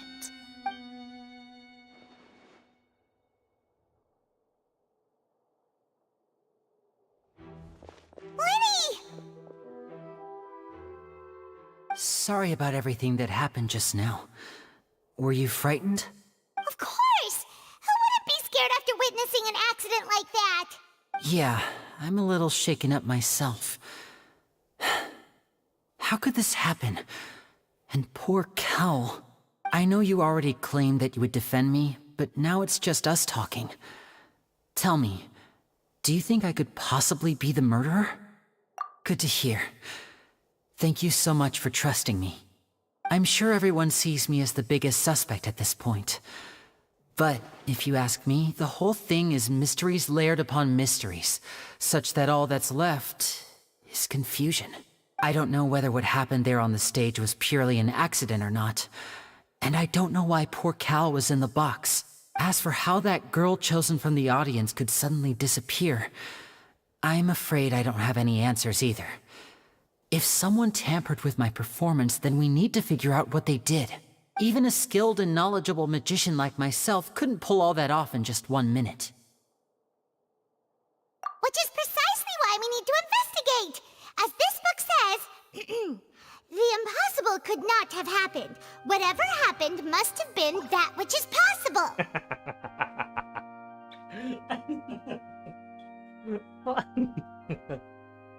Paimon bought them when we were reading at the bookshop in the city earlier. Pretty cool, huh? Don't worry, Paimon used her own savings to buy them. It wasn't from our travel funds. I think they look cute on you, Paimon. You have good taste, Lynette. That's the right attitude. Feeling depressed isn't going to help me now. I need to get back to my normal self. But with the guards watching our every move, it's going to be especially difficult for Lynette and I to prove our own innocence. Good thing you agreed to be our attorneys. Thanks for that. We'll be counting on you. Yes, thank you so much. Yeah, just leave it to us. Oh, since we're going to start investigating, Paimon has a question first. Where did Lynette go during the performance?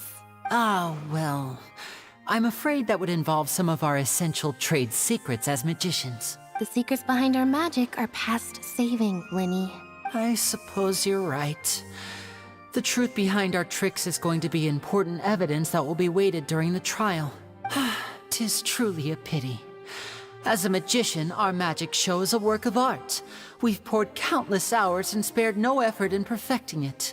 But if revealing our secrets will help you uncover the truth behind what happened, then it will be well worth it. We should go somewhere else if we're going to discuss our magic tricks. We'll go speak with the guards, and in the meantime, you can go investigate the stage and the seating areas. Alright, let's go have a look while the investigation teams are still here.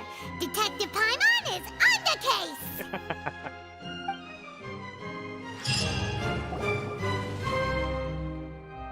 Hello, officer. How's the investigation going?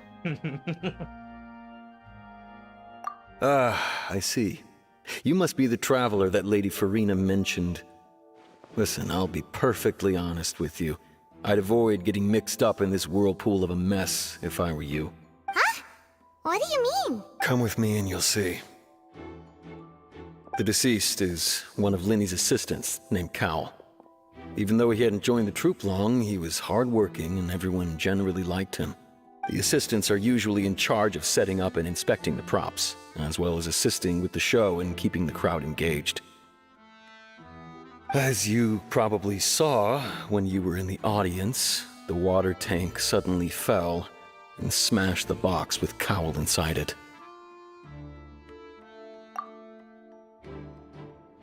This is the real mystery. We've already searched the scene and were unable to find any traces of the girl. However, if you look carefully, the box was positioned directly under the water tank. The ropes holding the tank were then burned by the pyrotechnics on stage, causing them to snap. All these factors lining up so perfectly makes it hard to see this as a mere accident. If anything, the more logical explanation is that the whole incident was intentionally planned, and Linny is the most likely person to have access to all these areas. But he doesn't have a motive! Are you both good friends of his? Well, you can't say we're good friends, but we've known each other for a little while. So in just a short time, he was not only able to win your trust, but even convince you to act as his attorneys.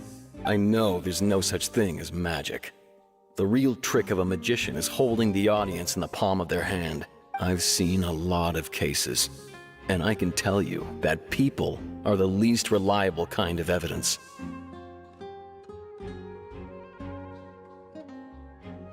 Sorry, I tend to be pretty straightforward.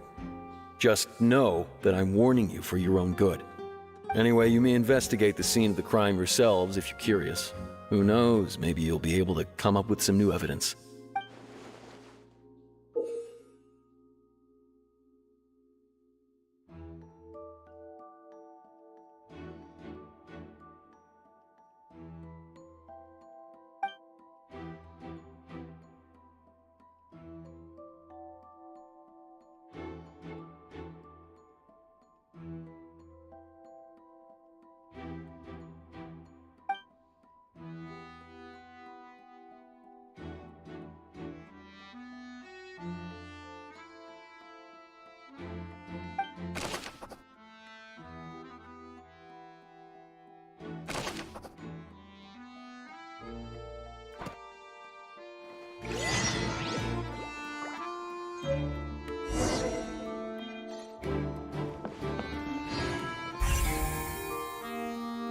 Wow.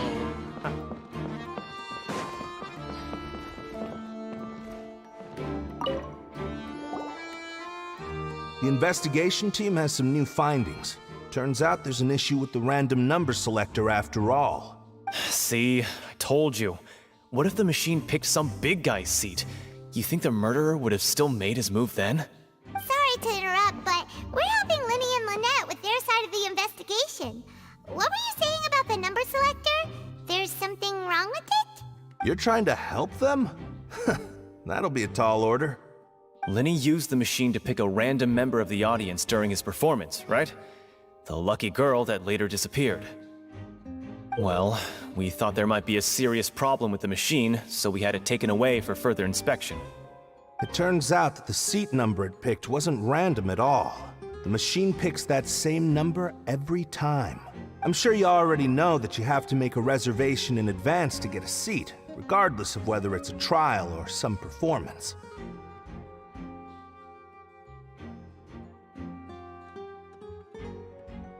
In other words, Linny knew who would be sitting where from the very beginning.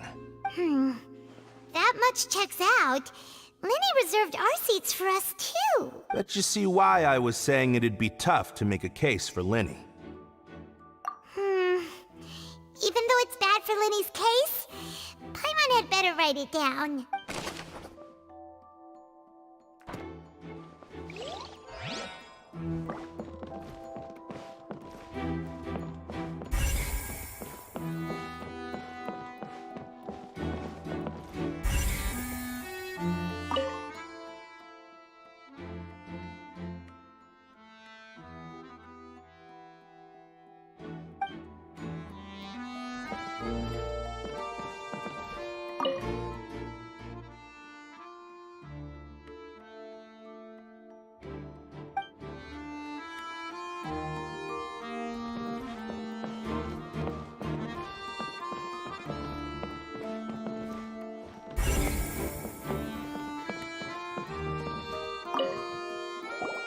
So this is the rope that broke and caused the water tank to fall. The rope looks pretty durable. How can it be burned through so quickly by fireworks?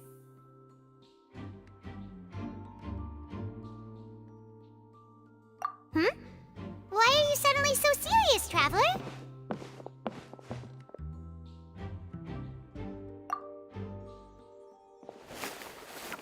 Whoa!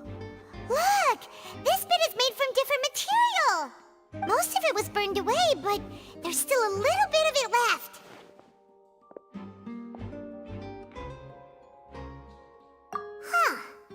So if a rope meant to hold something was made with that kind of material in it, then that means...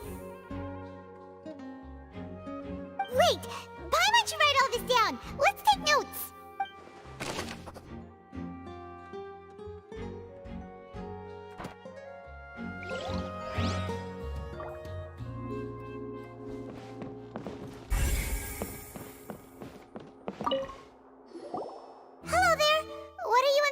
investigating? Oh, this location has also been cordoned off because the Magic Troop members are currently considered prime suspects. The investigation team is still collecting evidence. The seats were all booked in advance, so we were able to deduce the missing woman's identity by checking the guest list. Sure, it's not like this is confidential information. We will publish it later anyway when we petition the public to help us find the missing person. Her name is Halsey. She's a painter from Fontaine who's made a bit of a name for herself. Apparently, she wasn't a regular at the Opera House, but she'd been feeling some pressure with her work lately, which made her decide to come see the magic show. The Magic Troop members all claim not to know her. We have looked into her social connections. It seems that she has no personal grievances or conflicts of interest with the suspects. Simply put, she wasn't related to the Magic Troop at all, which matches the features of the previous serial disappearances. Were the victims of previous cases also chosen at random? That's how it seems to us, in any case. Apart from the fact that they were all young women of around the same age range, there really weren't any other connections between them. Okay then. No need to be so formal. If you do happen to see the missing girl, please be sure to contact us. It is of utmost importance that we get to the bottom of these disappearances. I'll see.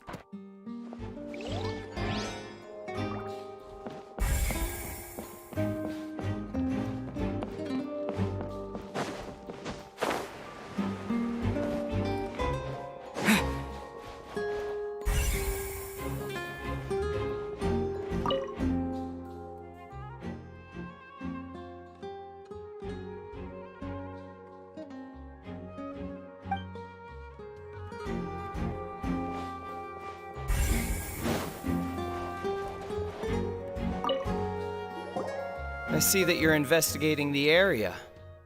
Well, it just so happens that I'm interested too. If you find any new and interesting leads, be sure to share them with me, alright? We don't have too many thoughts yet. Then why don't I tell you my hypothesis first? The way I see it. And I'll start it with that loud thud. The thud? Oh, you mean the sound that happened during the countdown? Yes, exactly. It wasn't terribly loud, but I suspect that most people heard it.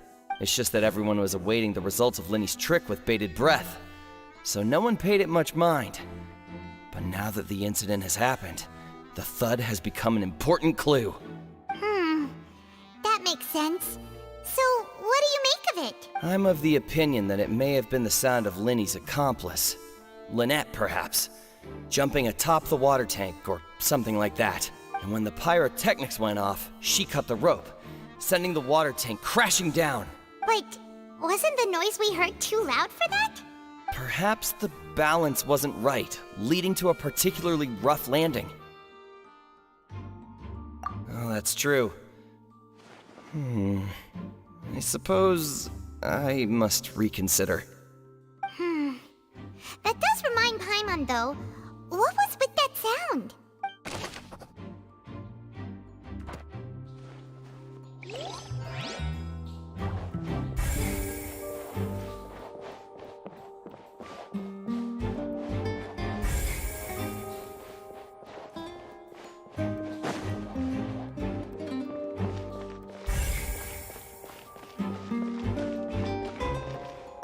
Linny's still talking to the guards.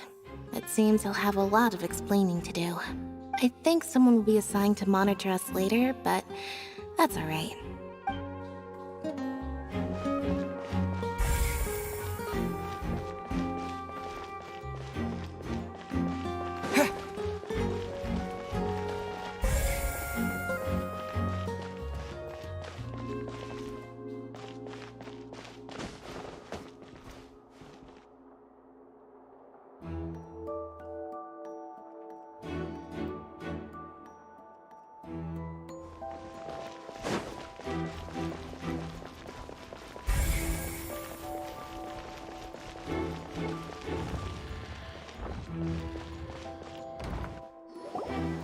Hey, you! Yes, both of you! Over here! I've been keeping an eye on you for a while now. Who's this? Huh? You mean us? That's right. If I'm not mistaken, you're also among those who wish to cut down the thorns and pursue the truth. No? And by the looks of it, you're not from Fontaine. Well, you're right on the moor about that one, but who are you? Have you never heard of the Spina di Rosula? From mediating disputes and providing protection to solving conundrums, you name it, Spina di Rosula does it. And I, Navia, have the honor of being its renowned president. Though those who play by our rules call me boss. I'm Silver, her attendant. Pleased to meet you. And I'm Melus. Demoiselle's various daily needs and affairs are under my purview. Huh? Boss? Demoiselle? What gives with the names? Well, I am the second generation president. Malus and the others are still used to my previous title. My apologies, Demoiselle. Should you prefer, boss, I will endeavor to use that instead. No need. You don't have to call me boss. Just Navia is fine. Okay, if you say so. Not that we're members of Spina di Rosula anyway. All merely trifling details. Never mind. Now, back to the situation at hand. That's right. I've always kept an eye on the serial disappearance cases. My interest stems from a matter back from my father's time. Judging from the look of things, I find Linny an unlikely mastermind. Really? We think so too! That's why we're looking for clues now. But how did you come to that conclusion? Intuition, naturally. My unparalleled intuition. Farina sure was quick to point the finger at Linny without any decisive evidence whatsoever, wasn't she? But that's not uncommon for her. If you remember, the Justice had to interrupt her and ask if she was pressing charges just to keep her from getting carried away. Anyway, a trial begins the moment someone levels charges. And, of course, there was no way Farina was going to back down in that situation. Sounds more like you just don't trust the Hydro Archon. Well, what's your opinion? I must admit that she can be interesting at times, but liking her doesn't mean that I'll blindly agree with her. All right, I've answered your question. Now, it's time you answer mine. Wait a minute, did that answer count? Well, I say it does. But don't worry, you won't hear any pointless questions from me. In your opinion, do you think it's right to treat a trial like it's an opera? Well? And why would that be?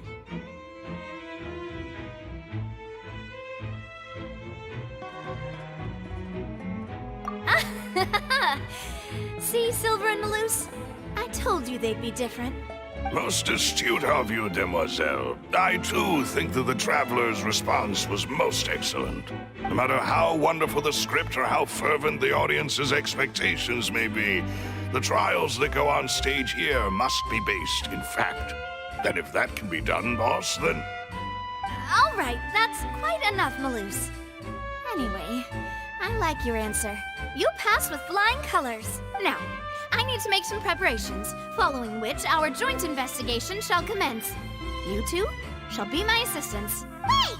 Since when did we become assistants? Oh, well, I can be the assistant, sure. Or your companion, if you like. I'm really not that fussy. That's more like it.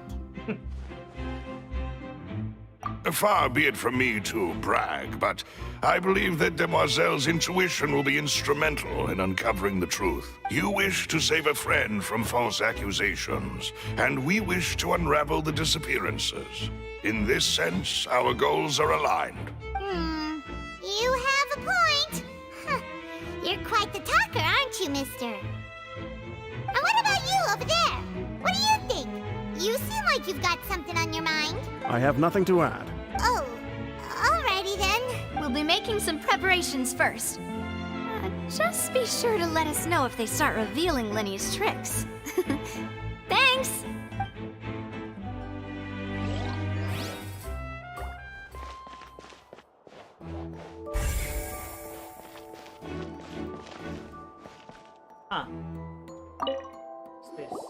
Sorry, but no one can freely enter or exit the Opera House at the moment. If you wish to leave, you must register your identity with us first. No, we're not leaving. We're representing Linny and Lynette as attorneys, so we're investigating the case. Were you always guarding this entrance? Yes. After the Chief Justice gave the order, everyone coming in or out must undergo a strict inspection. So the missing girl couldn't have left from here. At least, not from that point on. I doubt there was much opportunity then either. How can you be so sure, Well, because I was in charge of security near the entrance at that time. I couldn't see Linny's performance from here, which was quite a shame. Just my luck. But still, I did not abandon my post, and I stayed put no matter how loud the applause was. If someone had so much as even approached the door, I would have noticed it, let alone if they had tried to leave. We Melazines are good at that sort of thing, you know. So, it's safe to say the girl couldn't have left through here. All right, thank you for your help. This will be useful info.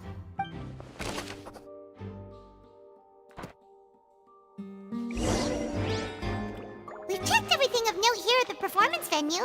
Paimon wonders how Linny's discussion with the guards is going. Let's go see, shall we? Ooh, things are getting interesting, huh? We're about to see how magic is... Understood. Then I will be going with you. Just so you're aware, I will be monitoring your actions and making notes as necessary. Very good. Thanks for being so agreeable. I'd pull a rose out of my hat as a gift for you if I could. You may spare the pleasantries. I'm just doing my job. You've arrived. Who's this? Me? I'm Spina di Rosula's guardian angel. If you've got a problem, I've got the firepower. Is she like the mafia or something? I need to ask my friend. Is this the mafia? Since when did mafia have girls? I thought back in the days they didn't give any respect to the girls at all. I mean, women. I mean.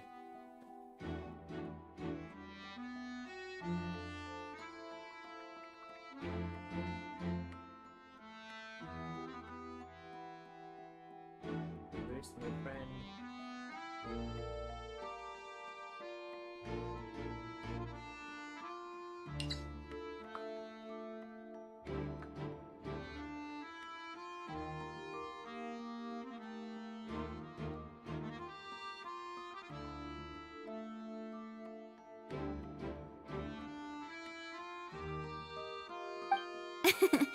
Sorry, I got a little carried away there. Call me Navia. I'm a partner of theirs, and will be helping investigate this whole situation.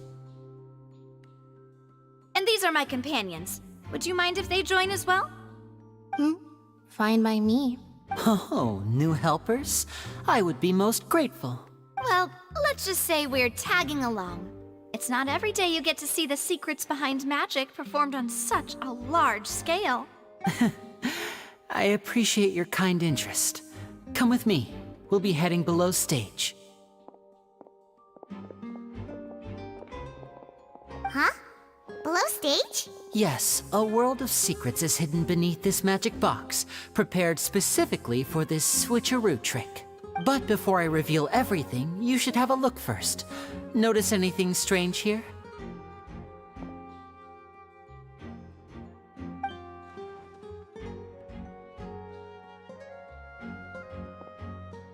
I'm not trying to be dramatic. Remembering the details of a trick will help you understand the methods used to perform it more easily. Huh. Weren't there balloons and other decorations here? Where did all that go? Ah, good eye. That said, you're still far from discovering the answer. The back? You mean the inside of the door? What's different about it? Paimon didn't notice anything. Very good indeed. I thought you might not be able to catch that, given that you were sitting in the first row. The back of this door was patterned. Those patterns are now gone, replaced by a smooth wooden board. So, if you put 2 and 2 together, what do you get? Exactly. All right, let's go. I'll tell you how it works as we head down. Oh, so there was a passageway under the magic box! I knew you'd figure out most of it as soon as you saw this place. The 2 magic boxes are positioned right above the 2 entrances of the tunnel. See this flatbed trolley? The box with the lucky audience member in it would be shuttled over to the other side using the trolley. This trolley can raise and lower and even rotate, ensuring that the box will face in the right direction. I see. So that's the purpose of the box inside another box. Precisely. The inner box would descend after the audience member was put inside and be moved along the trolley, all while the outer box would remain on stage as if nothing had ever changed. So that's how you did it! Once the box was lowered, the trolley would store some energy through this device here, with which it would complete the rest of the steps.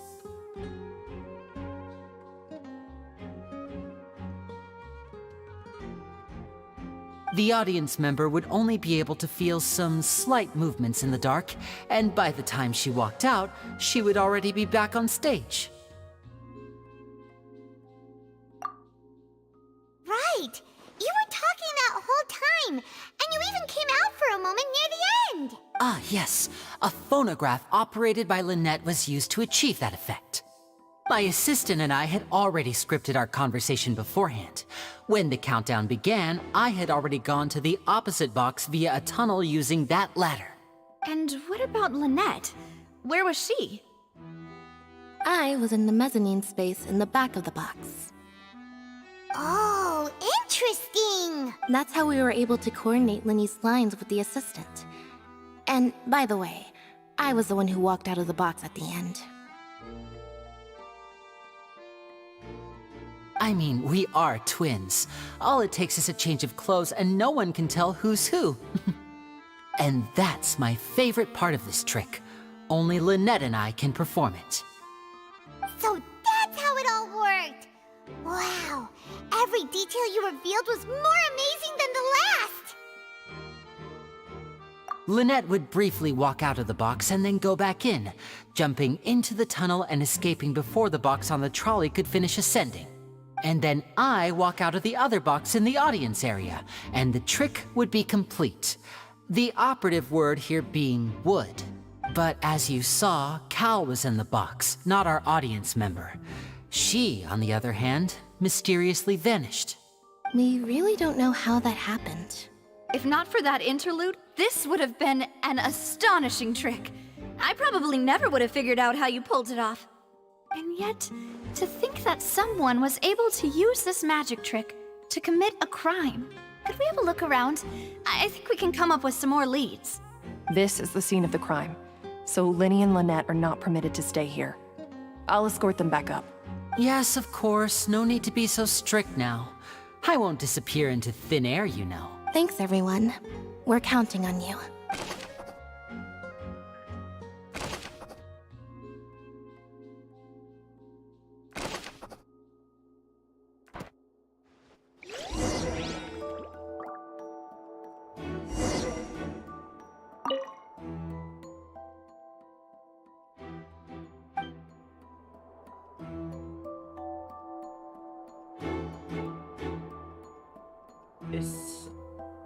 This does automatically, huh?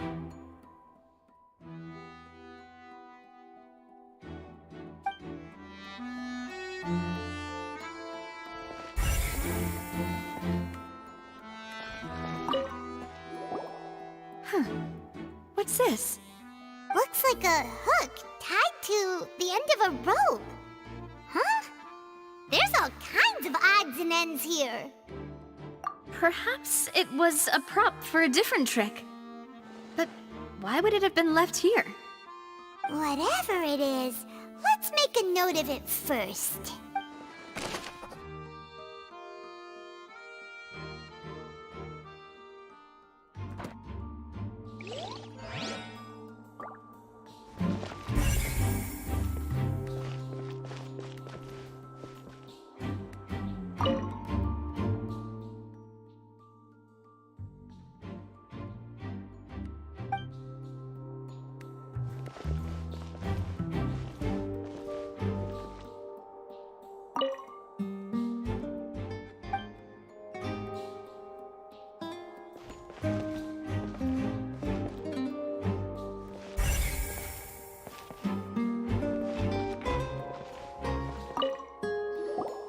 The floor is wet. Please be careful not to slip.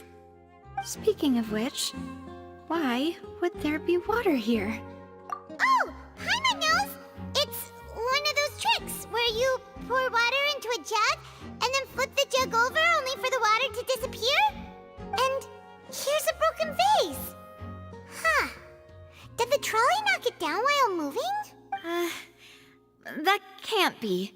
The trolley moves along tracks from start to finish. It couldn't have hit the vase at this distance.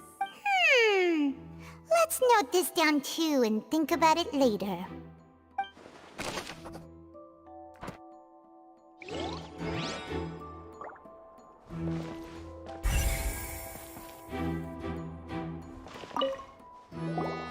Oh, these are the clothes that the lady chosen from the audience was wearing, right? Her clothes are here, but she's nowhere to be found.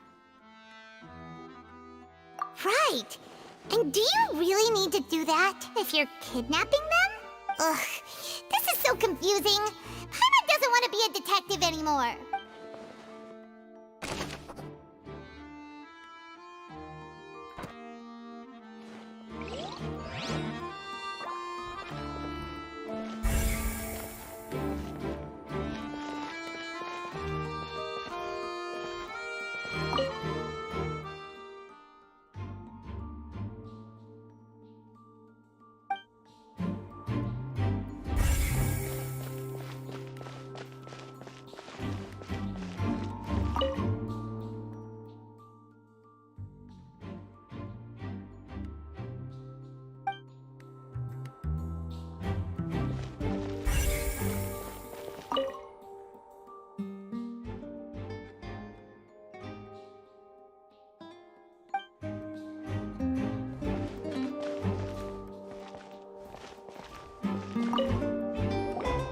What is this place? It seems someone could fit through here. Huh. Could this have been the suspect's escape route? Alone, perhaps. But if they had to pull another person with them, the space would be too narrow. But there are no other ways in or out of here.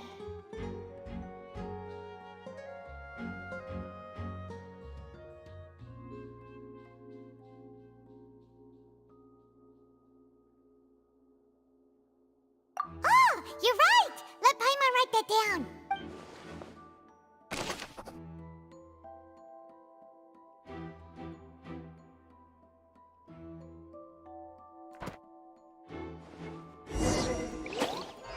Seems we're just about done investigating down here. Yes. Let's head back up.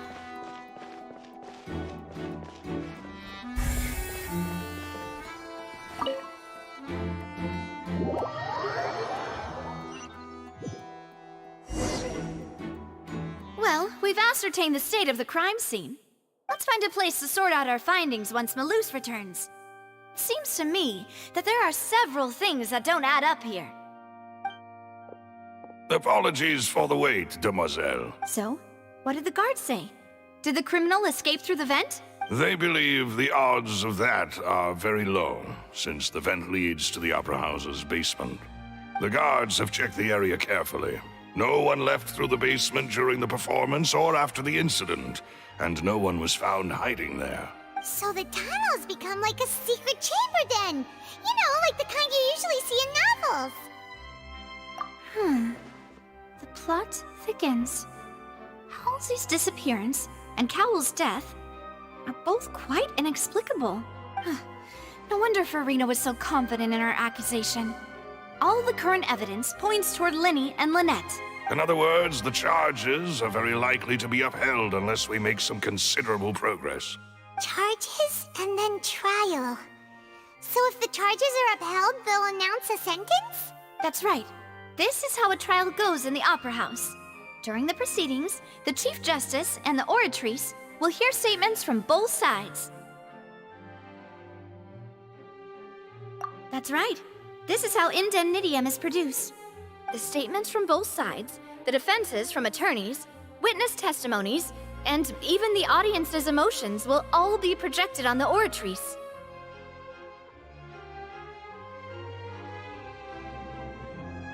To put it simply, it's as if the oratrice has its own will, and is a judge in its own right. This also precludes any kind of favoritism on the part of the Chief Justice. And not that this has ever happened anyway. Once both sides have finished speaking, the Chief Justice will make his final decision. This, too, will be used by the oratrice as a reference. Then, finally, the oratrice will be consulted by officials. The result it returns is the will of justice itself. Huh? So that machine is the one that actually decides? Paimon thought Neverlet called the shots. In practice, there is very little difference. Both have always come to the same judgment. Which is why people have great faith in the Chief Justice. Ah, yes, the guards also asked me to convey that none of us will be allowed to leave this place before the trial. Huh? Why? Because we've chosen to act as the twins' proxies. That makes us persons related to the case. They're concerned that we might be colluding with outside parties, or that we might find outside help to disrupt the case. And even if that were not so, it could prove problematic if we happen to spread key information about the case ahead of time. I'm ready to break out at any time. Whoa, whoa! There's no need for that! Paimon thinks they have a point. That said, are they providing food? Of course. I just hope you don't mind the lack of options. I'm afraid that catering to all tastes is not in the cards, nor is any guarantee of balanced nutrition. In that case, let's just sort out our findings together here. Pity. I was hoping to take you to try some of Fontaine's famous desserts, too. I mean, what better way to properly think through our findings than over some tea and sweets? Huh. Breaking out suddenly doesn't seem like such a bad idea after all. Just kidding! Just kidding! Paimon will still do her best, even if there are no snacks. What do you mean, no snacks? Of course we'll have snacks. If we cannot buy some, then we'll simply make some. Huh? Here? But how? Understood, demoiselle. Everyone, please come with me.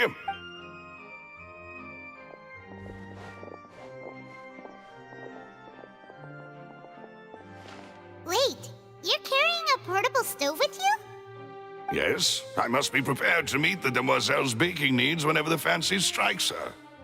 I have eggs, sugar, and almonds at the ready. Good work, you two. Then I'll get to it. Please sit tight for a moment. You'll get to taste my awesome snacks soon enough. These three are quite the interesting group.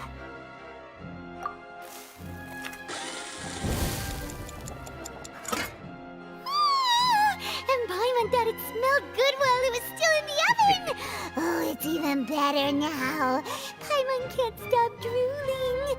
From the way you had these two guys carrying all that stuff around, Paimon thought you'd have them do more during the baking process. But you ended up doing the entire thing by yourself.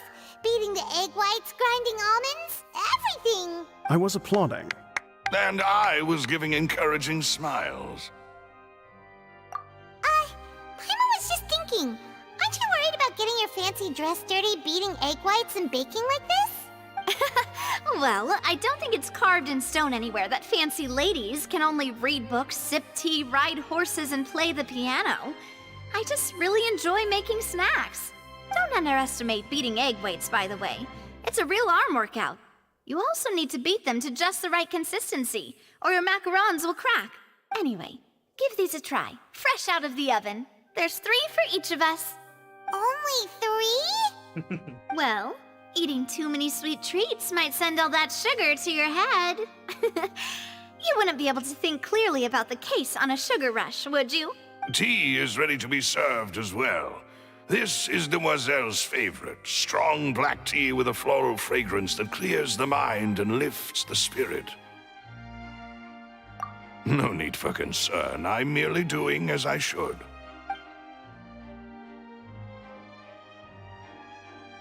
All right then. Down to business. As Paimon mentioned previously, the tunnel seems to be something of a secret chamber. However, we can assume that Linny and Lynette were not alone within it. Some criminal also occupied its sealed confines. The magician twins could have committed the crimes, of course, but they lack any logical motive. Exactly! Why would they do such a thing right when everyone was watching?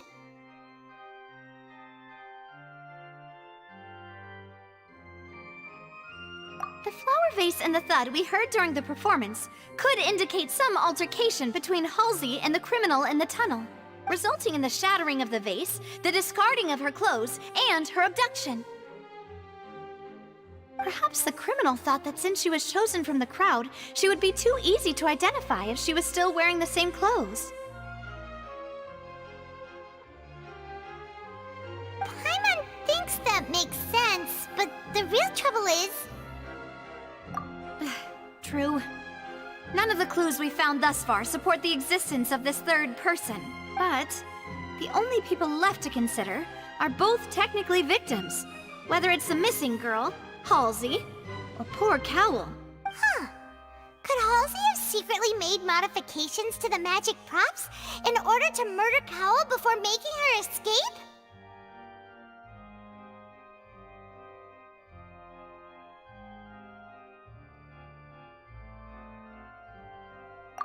That's right.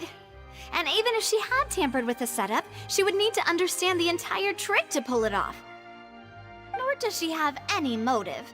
The guards said that she has never had any dealings with the Magic Troop's members. Were we not thorough enough in our search? From the sound of things, this is turning into an impossible case. Your macarons are amazing though, Navia. They smell great! They're nice and crisp and super sweet! They are my specialty after all.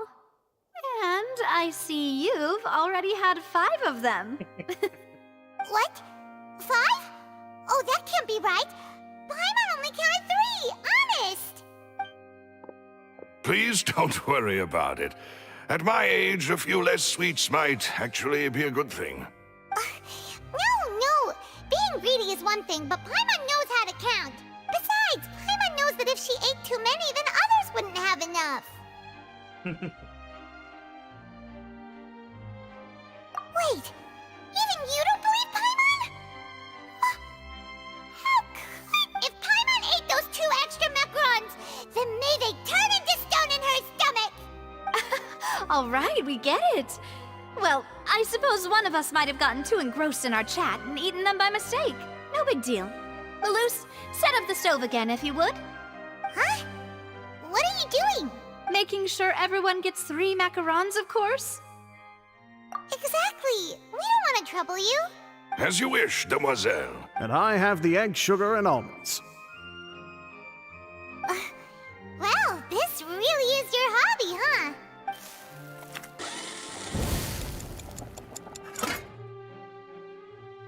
Well, that's it for snack time. I'm going to have another look around the area. I don't know what we're looking for yet, but we've still got some time. As attorneys, I suggest the 2 of you think the case over again. It would be awkward if you got all tongue-tied on stage during the trial.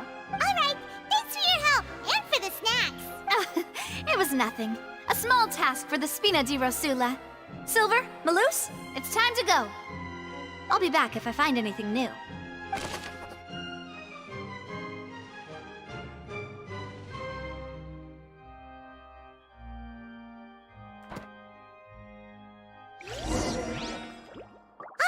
It's time to put our heads together. We've got to get our defense ready for the trial. Oh, it's probably gonna be a long and difficult case. There's no point in worrying about that now. We just need to prepare. Here, take Paimon's notes. They should help you review the situation.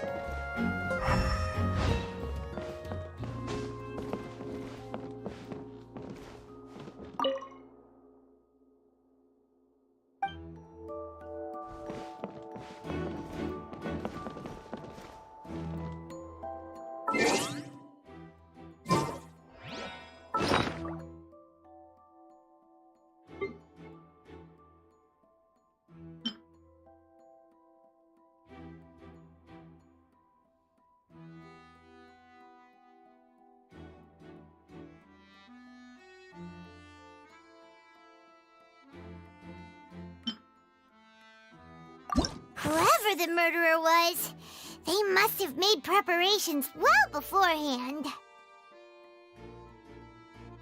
This rope was obviously tampered with. People needed to register and reserve a seat for the show. That, combined with this number selector, could allow you to pick a young lady instead of some old fogey. This is probably a prop, too. Oh, looks like it could hook onto a lot of things. Like the Traveler's fishing rod! This flower vase is probably a prop for the show.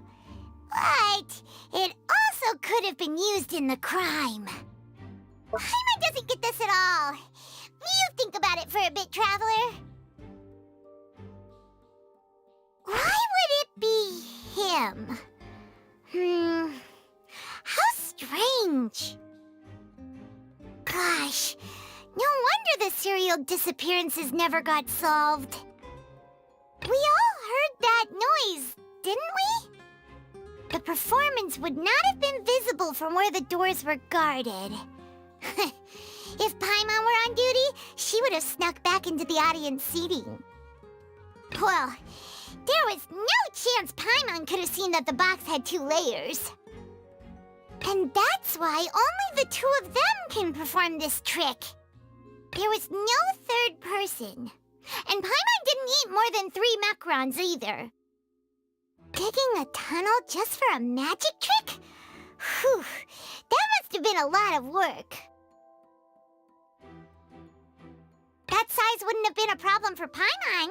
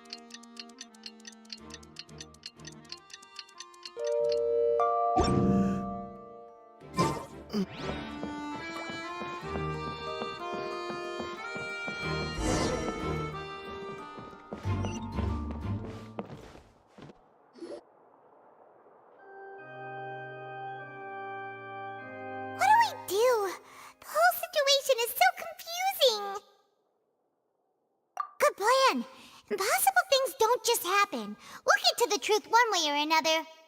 Just relax. Even if everyone else suspects Lenny and Lynette, at least we will be supporting them from the stands. Besides, I doubt Farina understands any more about what happened than we do. Thanks, Navia. Well, we'll be going then. Best of luck to you.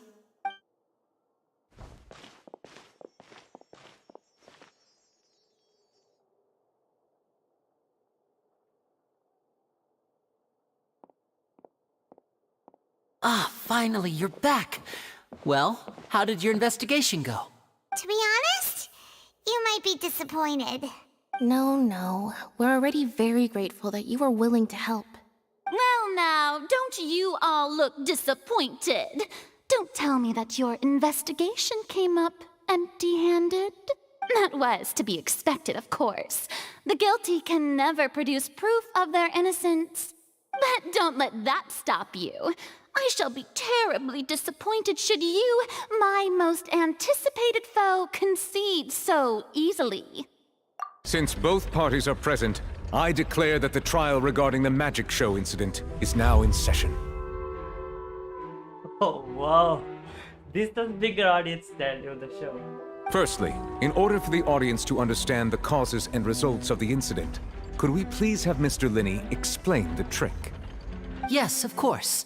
I will explain while Lynette demonstrates on stage. All the necessary items have been prepared. Thank you, Mr. Linney.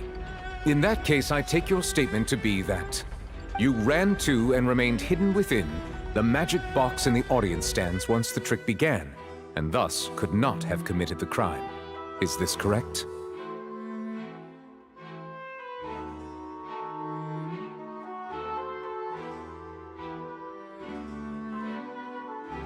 Yes, that's correct, Your Honor. In that case, I call upon the prosecution. Lady Farina, do you wish to refute his statement in any way? Why, of course I do. Allow me to take the first shot and break this case wide open. Mr. Linney is clearly lying. There is no way you could have been in the box the whole time if you were to abduct Halsey and murder Cowell. In fact, I'd say you were hardly in that tunnel at all. That is simply your hypothesis based on the presumption that I'm guilty. Oh, is that so? And if I may ask, what did you hear while you were inside your box? The roaring countdown of the crowd, of course.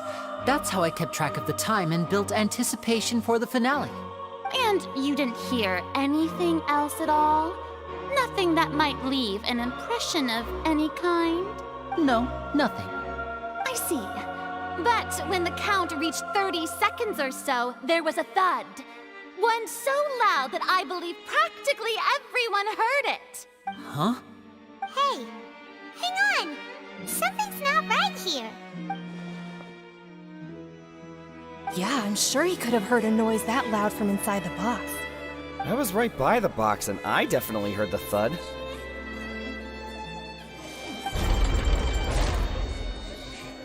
Look at those scales. Could those mean...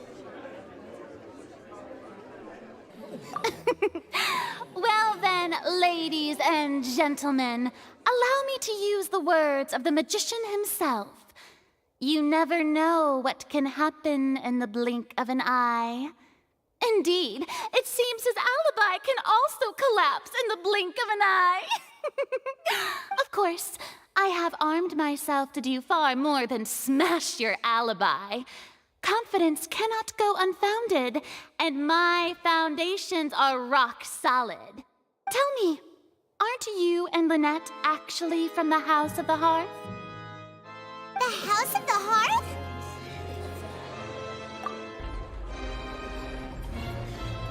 No wonder they did something like this. So the serial disappearances were the Fatui's doing. Now it all makes sense. I've got a feeling that what happened on stage probably wasn't just an accident. That's irrelevant. Our identities have nothing to do with what happened. Indeed. Then perhaps you could tell us everything that happened during that 1 minute. Your first priority is to prove yourself innocent after all. I'm sure there is little that needs to be kept secret now. Unless your script already has holes in it. The Outlander is speechless. My, oh my, don't they look flabbergasted? Now comes the infighting and discord, I suppose. This was almost too easy. Oh, good thing I made all those preparations. Seems the all-nighter I pulled last night is really paying off. Hey, Linny, why didn't you tell us this before? Order! Order! Mr. Linney, allow me to re-establish the facts. Lady Farina has raised 2 points. First, when the thud was heard in the Opera House, you were neither in the box nor the tunnel. Second, you and Ms. Lynette are both members of the House of the Hearth. Are these claims true?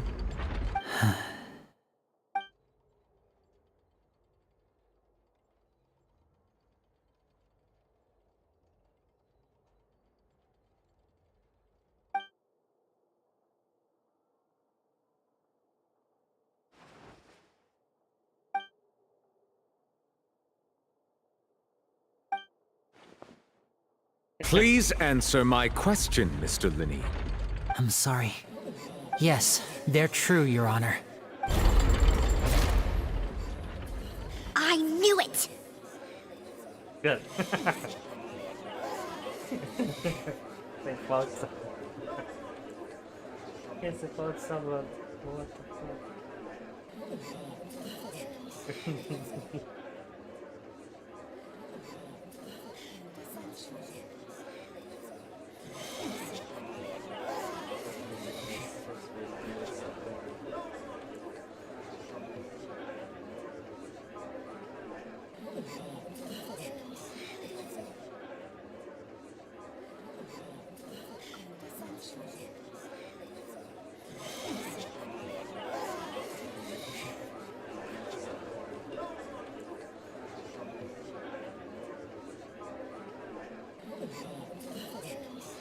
that's it. We might as well move on to the sentencing already.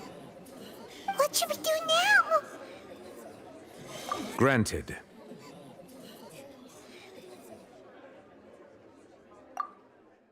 In that case, what is your request?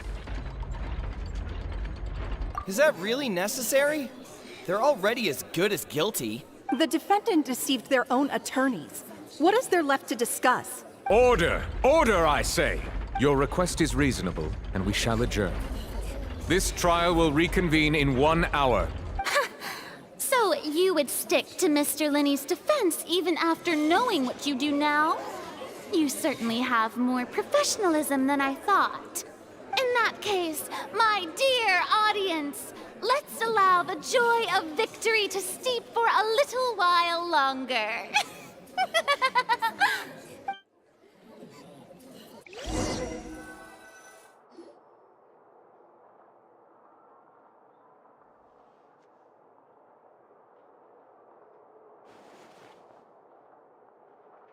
Well, this is awkward.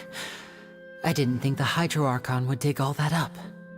I'm sorry, Traveler and Paimon. Yeah, sorry. Paimon doesn't know where to start. We trusted you two. We based our entire reasoning on the assumption that you weren't bad guys. Not to set the wrong tone or anything, but Paimon's really mad. I'm very sorry. I know you're angry, and reasonably so, but please, let me explain. I know you've clashed with the Fatui several times before. I wouldn't be surprised if just hearing the word is enough to make you upset. But our organization is very, very large, and the Harbingers have very different personalities and goals. Right now, we want to save people. As many as we can. That's right. I'm sure we're on the same page when it comes to this nation and the disaster that its people might face. I knew if it weren't for our respective identities, we could become good friends. That's why I didn't wish to flat out lie to you, but chose to hide some details instead. The truth is very important, but being completely transparent about everything would see us spending more effort than we need to. Right. So, you be the judge. Heck, if I were you, I fear that I'd even struggle to trust me at this point. You met a Fatus who works as a magician, a trickster by trade. All by coincidence, too. But still, I'm asking you to trust me. I am no criminal. At least, not in this case. Sorry. Please forgive us. Well, you both say that, but... Right. Let's hear your answer first, and no lies now. Of course. I'll answer any question you ask. We've been trying to find out how the Oratrice operates. We want to know why it has a consciousness. Why can it deliver sentences accurately? During our investigations, we learned that the machine's core is beneath it. From that moment on, Lynette and I have been designing this box swap trick, with the objective of getting close to the core. Is that why you needed a whole minute? That's right. In truth, the audience would take about 75 seconds to count down from 60, while I would only need 15 to get to the opposite box. So, after jumping into the tunnel, I accessed the Opera House basement via the vent, and went to investigate the room in which the core is stored. That air vent was created during the construction of the tunnel specifically to execute this step.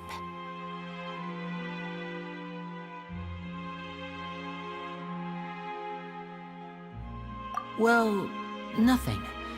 As soon as I reached that room and was about to investigate, I heard someone's voice.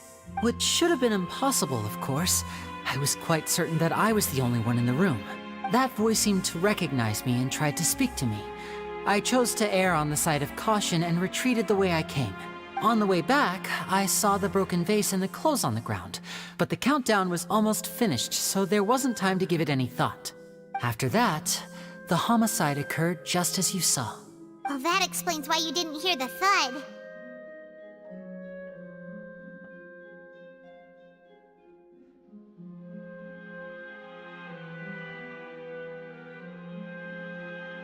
Because of that prophecy I told you about, of course. We must know all we can about this nation's secrets in order to deal with that prophesized crisis. That's the only way we can save everyone. So, there you have it. The whole truth. I swear, I didn't hide anything from you this time. It was never my wish to proceed under this cloud of mistrust either. But like I said earlier, you can be the judge. If you want to leave because you don't trust the Fatui, there's nothing I can do to stop you. Well, Traveler, you decide. Paimon will follow your lead however you choose.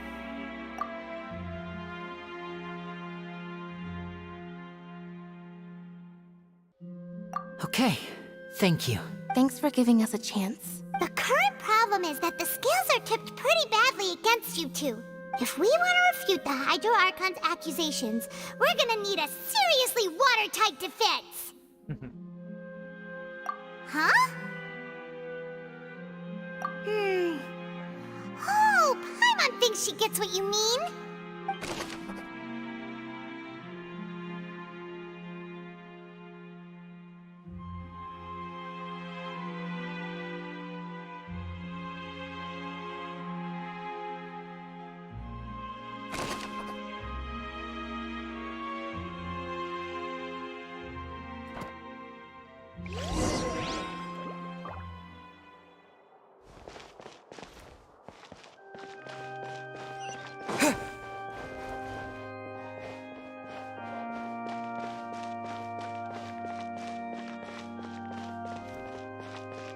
The entire room is empty.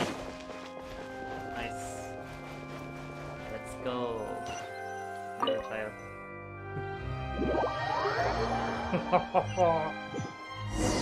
So cool.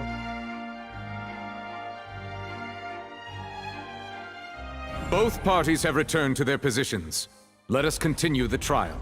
When last we left off, Mr. Linney acknowledged the new evidence presented by Lady Farina as fact. Therefore, Lady Farina may continue stating her reconstruction of the events. Ugh, that took long enough.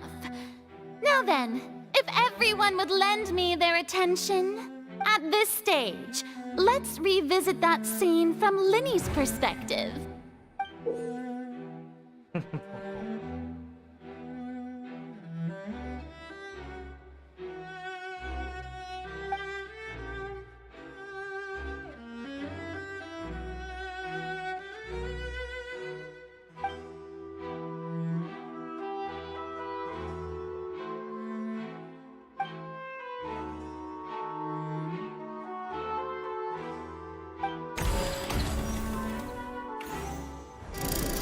Countdown began, he entered the tunnel.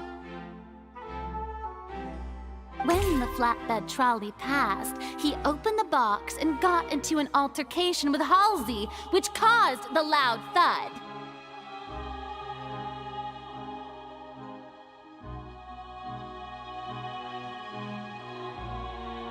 He did not realize that the sound could be heard by everyone in the opera house, which is why he claimed earlier that he could not hear the sound. Finally, he used the vase to knock her out, before making her change clothes to prevent others from recognizing her. At this time, Cowell arrived in the tunnel, having heard that strange noise, and caught Linney red-handed. So Linney proceeded to knock him out too before stuffing him into that box. Afterward, Linney passed the unconscious Halsey to his accomplice through the magic box in the audience stands, before operating the devices such that Cowell's death would be ruled an accident.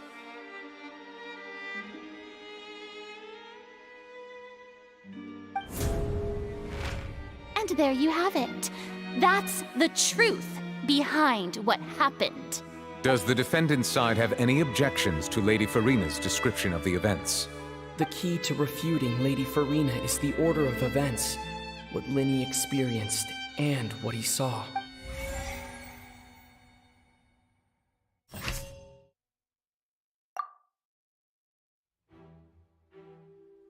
Okay. Heading into the tunnel.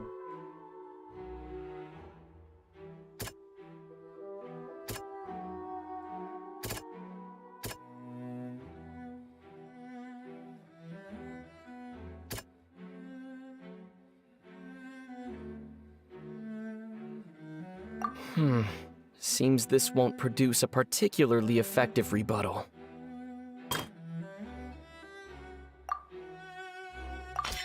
According to Linney, He left via the vent after entering the tunnel.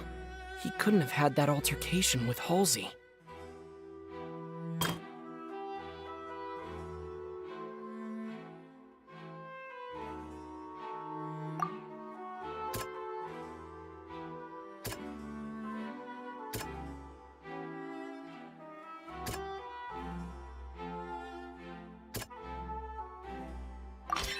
Linny went to the room that contains the Oratrice's core. This is the actual truth.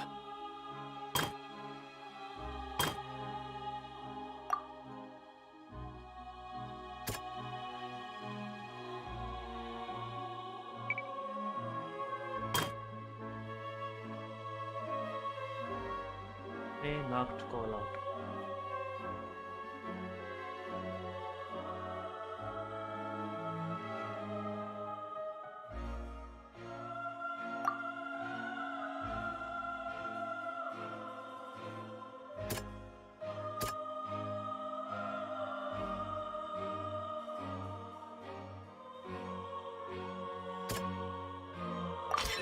Linny did not take part in the underground altercation. He only witnessed traces of the aftermath. Attention! Ace Detective Paimon has something to say! When the countdown started, Linny did indeed go into the tunnel. But he immediately used a vent to access the Opera House basement, which is where the underground core of the Oratrice is stored. Once he reached that area, he heard a voice in what should have been an empty room. Since he felt something was amiss, he returned immediately. The crime scene had already developed by the time he reached the tunnel again, and in order to complete the magic trick, he did not remain there for any length of time. Finally, he reached the surface, and that was when the accident happened from his point of view.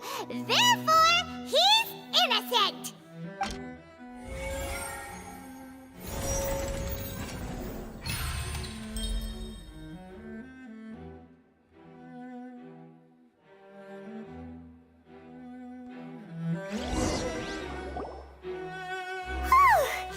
Paimon did it! Paimon actually managed to say all that!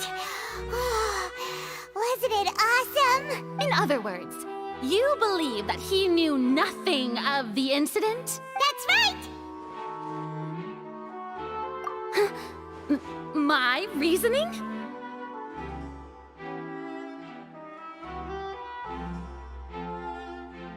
If that's the case, then if Carol hadn't entered the tunnel, who was the entire setup meant to kill? Assuming that what you say is true, Linny only needed to kidnap the young girl to cause a new disappearance case. What would the point of killing someone on stage be? Oh, they have a point. That's right, you tell him! And that's why they're partners of mine. They've managed to turn things around. Oh, well, your denial is very strident, I'll give you that. But what proof do you have to back your claims?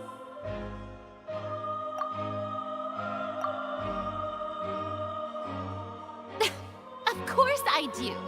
If he had been in the magic box the whole time, how could he have not heard that sound? Why do you ask? You're saying that he wasn't.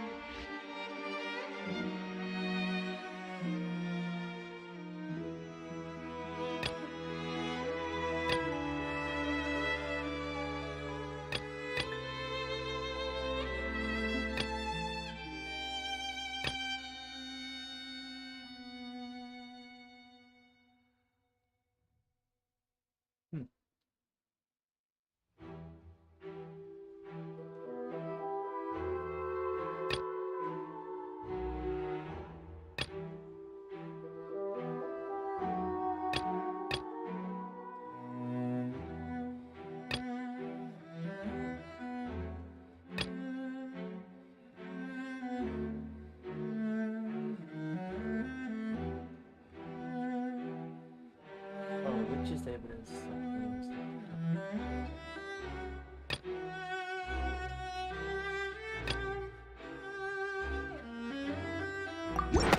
That's right! Lenny wasn't in the box or in the tunnel.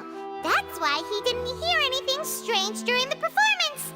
This means that when the crime happened, Lenny had already entered the basement via the vent. The same clue you used to disprove his alibi has now become the best proof! How do you like that? Well, to think you'd use such logic. Well then, if it wasn't Lenny who committed the crimes, then who was it?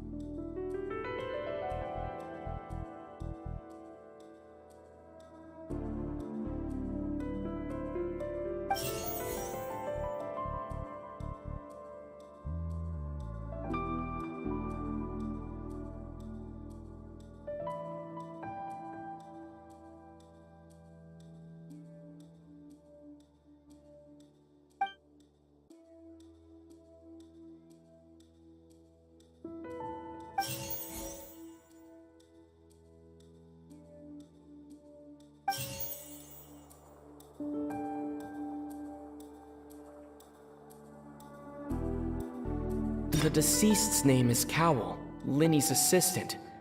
He would have been able to tamper with the equipment.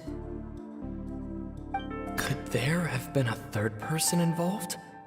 Is that really a possibility?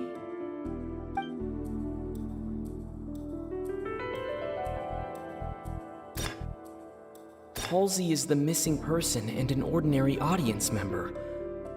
Or did she have her own scheme all along? The deceased's name is Cowell, Lenny's assistant. He would have been able to tamper with the equipment.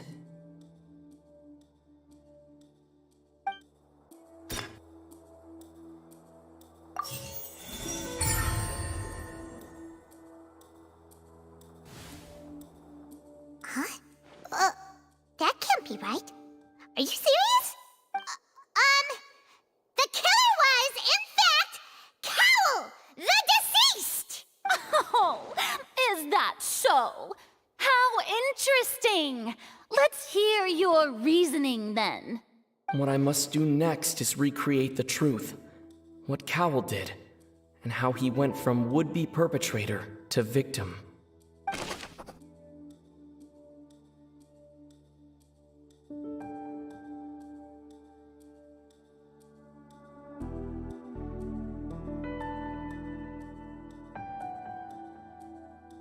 No one entered or left the Opera House through its entrances. So where would the criminal have wanted to take Halsey? The deceased's name is Cowell, Lenny's assistant. He would have been able to tamper with the equipment. Halsey's clothing was in the tunnel, so there must have been some fear that she would attract attention.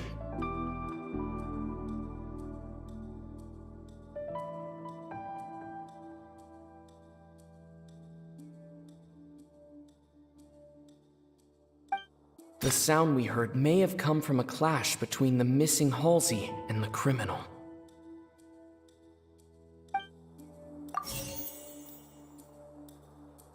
Lenny was not in the tunnel at that moment, which gave our criminal ample time. It would have been tough for both people to fit into that vent. They would likely have bumped into Linny as well.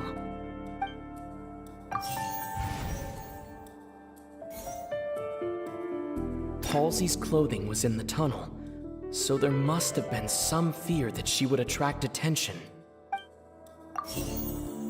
No one entered or left the Opera House through its entrances, so where would the criminal have wanted to take Halsey? The deceased's name is Cowell, Linny's assistant. He would have been... Linny was not in the tunnel at that moment, which gave our criminal ample time.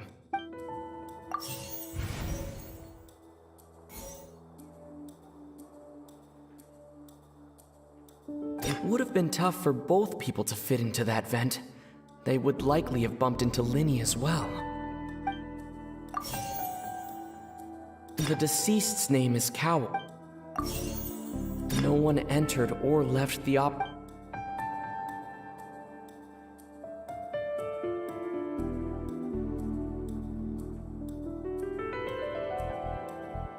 The deceased's name is Cowell. Halsey's clothing was in the tunnel. No one entered or left...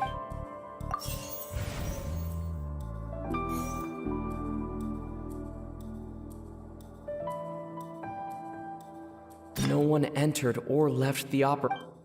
Linny was not in the tunnel at that moment, which gave our criminal ample time. Halsey's clothing was in the tunnel, so there must have been...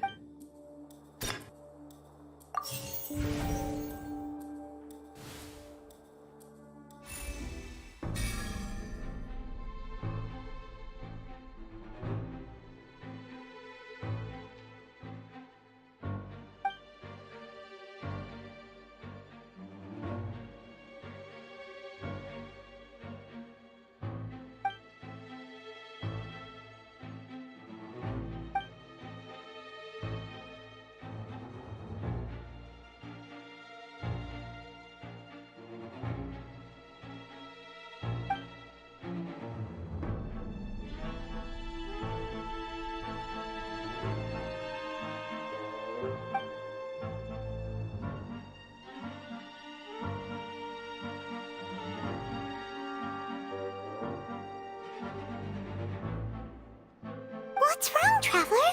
Are you still having trouble figuring things out? I see how it is. So this was all just a bluff. And here I thought you had something to show for it. But it seems you're still far from the truth. Look, since we're at a dead end, why not consider a different track? Just like the trick as it transpired, the end result must have been utterly different from the magician's initial design. If only we knew how Halsey disappeared. Well, that would be nice, but the tunnel only has 3 exits, and none of them seem very likely. And it's not like this is a magic trick where you can just make a real live person disappear. You know, like you did from that water tank, Lynette.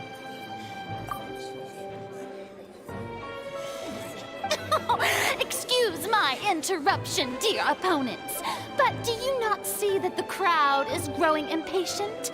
There is no greater sin in this opera house than an awkward delay in the performance.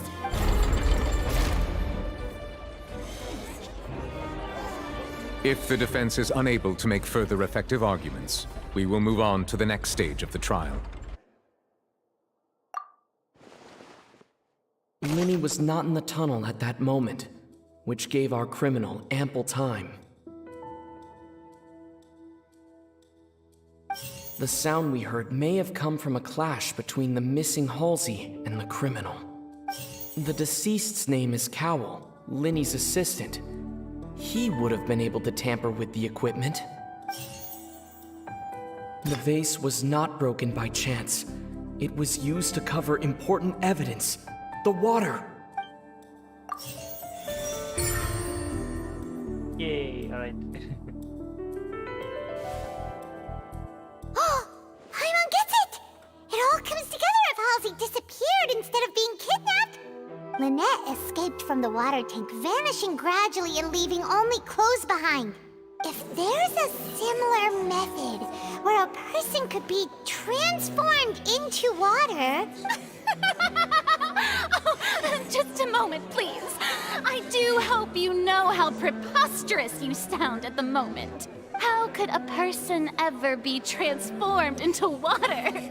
This is reality we're talking about here, not some magic trick. Must we really? I should think that of anyone. Your friend Linny already knows this truth very well. Magic tricks are ultimately just illusions and misdirection. But Halsey's disappearance is very real. We're talking about two completely different things. Even so, I trust the Traveler's judgment. The truth must be out there somewhere. Perhaps some new line of reasoning may open if we try to gather all the focal points that don't make sense. Since Cal was the deceased, we haven't placed much attention on him. But given that we aren't making much progress with the case, it wouldn't hurt to have a look at his belongings, would it? People really do come up with all sorts of harebrained schemes when at the end of their rope. The way I see it, your suggestion that we broaden the scope of our investigation is nothing but a tactic for stalling the trial. Nevertheless, I believe that this is a reasonable request on the part of an attorney. Since the trial does indeed appear to be at an impasse, I believe that additional evidence may help us make more progress. Guards, please step into the lounge and examine the personal effects of the deceased Cowell. We are still examining the items, but we have already made critical progress that we feel must be shared with everyone post-haste. We discovered several test tubes of fluid within Cowell's baggage, each labeled separately. The notebook in his backpack claims that these fluids are... water from the primordial sea. The primordial sea? The note's contents also indicate that Cowell belonged to an organization that sells illegal drugs and that he had an accomplice. The notebook has many entries concerning safe usage of these fluids, in which the keyword dissolve appears many times.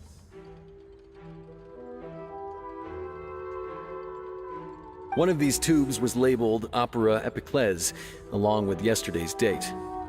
It is empty.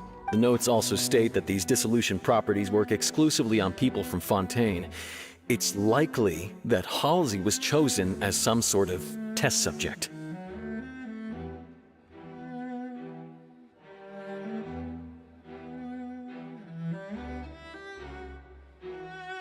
As such, we believe that the defense's hypothesis is, in fact, supported by sufficient evidence. You've got to be kidding! People dissolving into water? Could something so ridiculous actually be true? Wait a moment. This reminds me of a certain prophecy, but it's just a coincidence, isn't it? Huh. If people can become water, does that mean that the water tank's real use was as a means to hide water stains? And if Cowell was targeting that girl...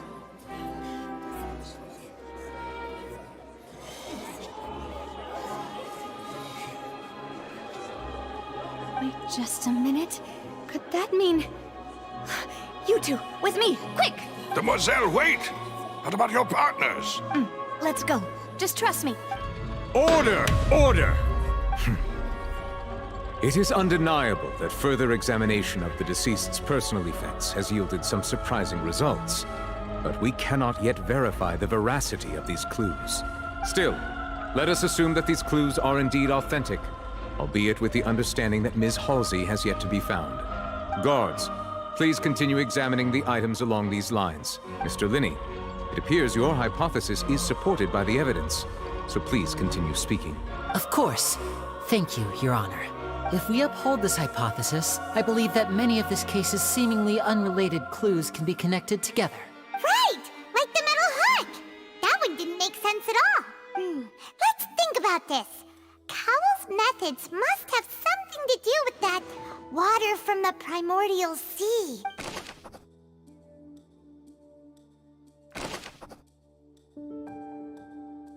Now it seems like the hook rope was not meant for another magic trick, but was instead some form of triggering mechanism.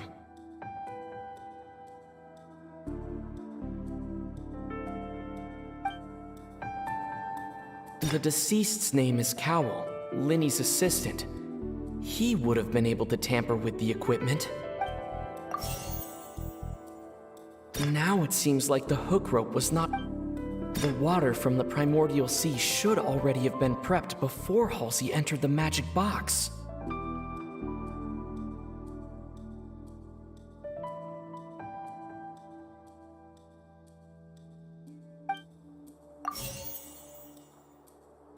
Lynette was in the magic box on stage the entire time.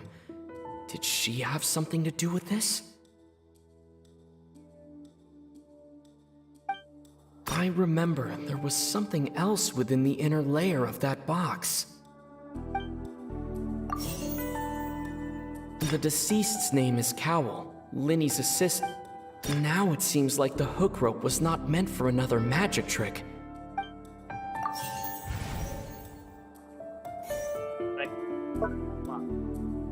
The rope that held the water tank up was lit by the fireworks and snapped. As such, the focus here is on the water and not the tank. Now it seems like the hook... Now it seems like the hook rope was not meant for another... The water from the primordial sea... I remember there was something else within the inner...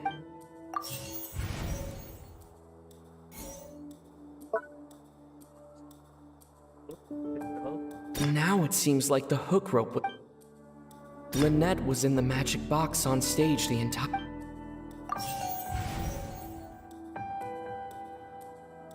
Now it seems like the hook...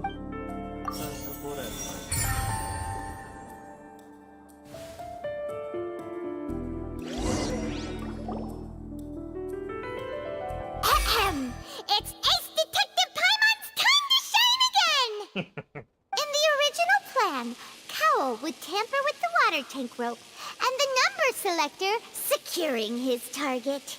When the magic box containing Halsey was lowered, the metal hook would retract gradually and pierce the balloon at the top of the box. When the balloon attached to the box popped, the water from the primordial seed inside it would pour down and dissolve Halsey.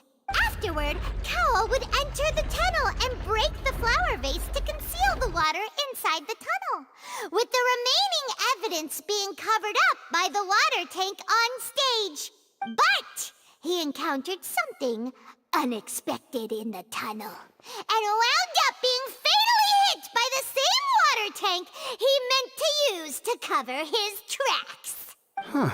That does make sense. That actually links together a lot of the more confusing pieces of evidence. Oh dear, what do I do? Even I think they sound convincing now. Have I falsely accused an innocent person? What a humiliation. Now, it seems like the only point of contention remaining is the exact circumstances that led to Cal's death. His notes mentioned he had an accomplice who could be related to the situation. On that note, the guards have just contacted me indicating that they uncovered new evidence. I shall now invite him on stage to share it with us. Thank you, Your Honor. We were just inspecting the luggage of the other people involved in this case, and we found an identical sample of the water from the primordial sea among Linny's personal effects.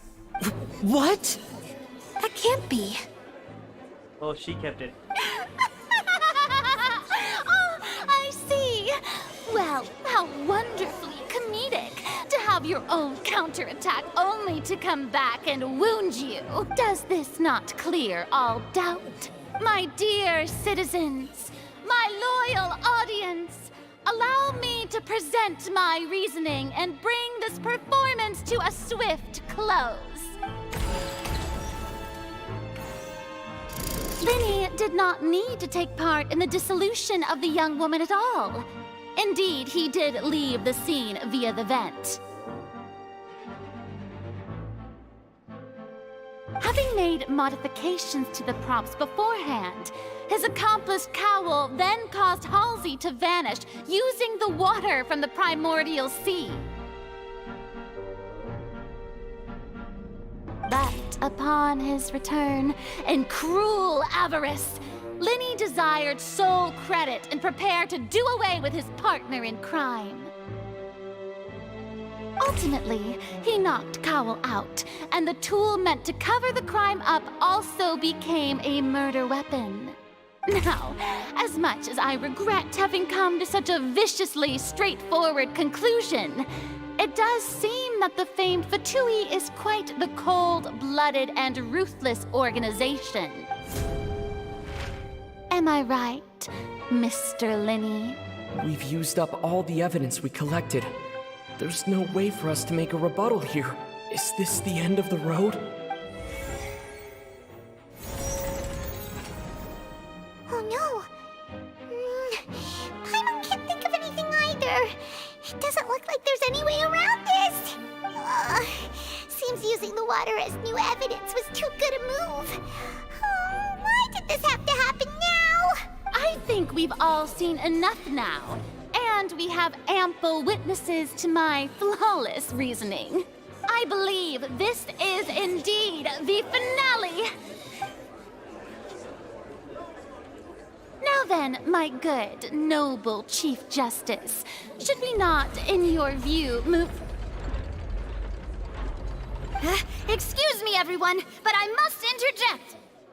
Miss, I must ask you not to shout and to respect the ongoing legal proceedings. Oh, come on. Don't be hasty. I have a good reason for interrupting, you know. Now, would anyone here like to take a little break from all this debate and see a little magic? I'll show you an amazing trick. One that can bring a young woman who has disappeared back in the flesh, right before your very eyes.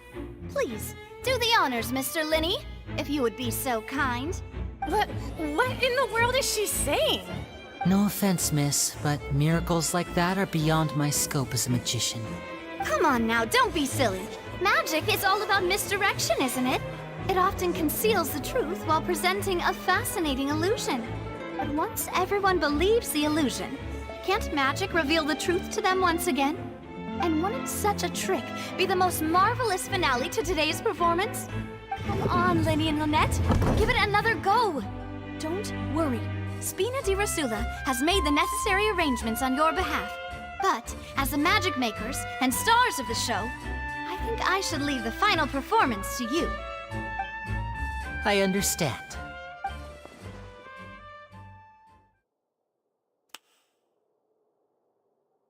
And voila!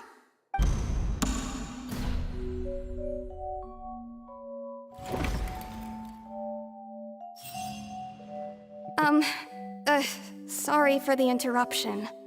Wait, isn't that Halsey? So the whole thing about people dissolving wasn't true after all? To be clear, I'm only here because this person told me that if I testified, the merit of doing so would lessen my sentence. I was hiding outside this room listening to the proceedings because I was afraid that I would be the one put on trial. I was just feeling happy that no one had noticed me, and then before I knew it, she caught me. That'll teach you to underestimate us three. Where should I begin? I'm sorry. I'm the one who killed Cowell. I admit it. What? Why? Firstly, my name isn't Halsey. It's Lillian, and I'm originally from Mondstadt.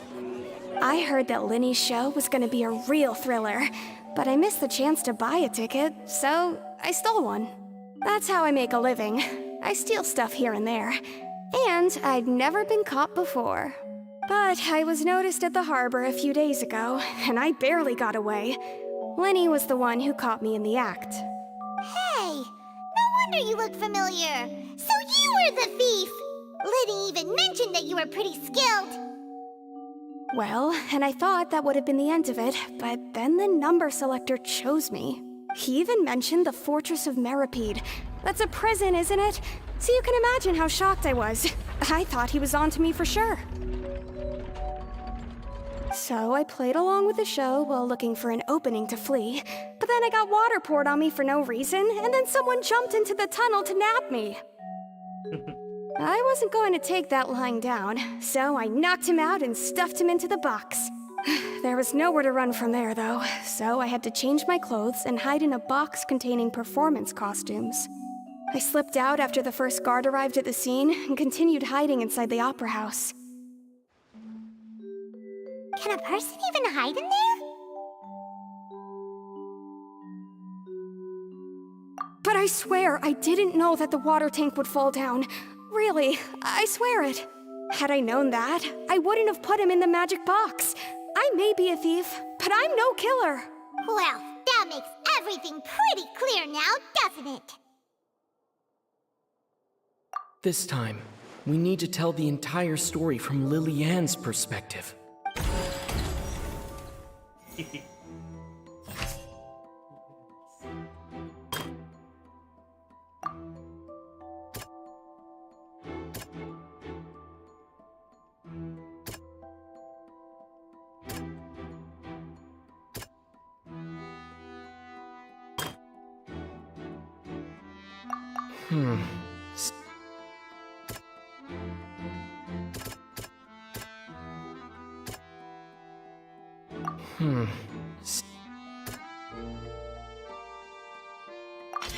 The strange sound wasn't from a fight. It was Lily-Ann's attempt to break out when she was frightened.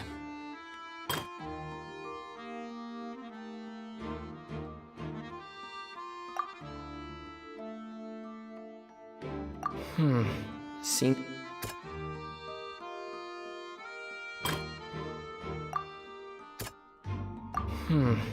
What? That's not it?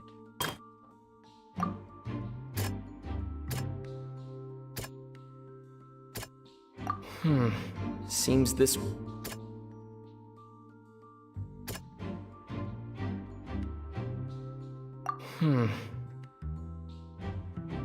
Fuck.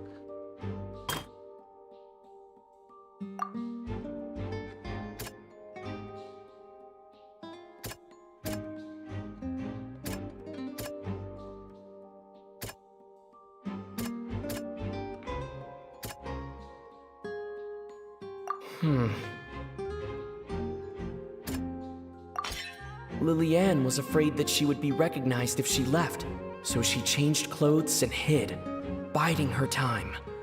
Just what one might expect of an experienced thief.